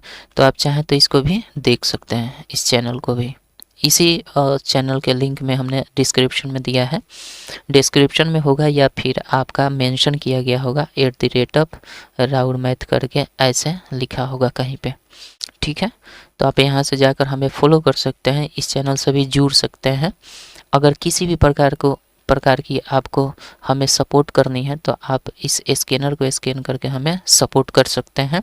ईमानदारी शुल्क मात्र रखे हुए हैं 100 रुपया पर मंथ। जैसे आप कोचिंग संस्थान में जाकर पढ़ाई करते हैं उसी प्रकार से आप चाहें तो हमें इतना पेमेंट करके आप पढ़ सकते हैं। वैसे भी बिना पेमेंट किए बहुत सारे लोग पढ़ते हैं और पढ़ भी सकते हैं, लेकिन पैसा देने से क्या होता है कि आपकी भी जिम्मेदारी बढ़ जाती है कि हर महीने 100 रुपये देते हैं कम से कम।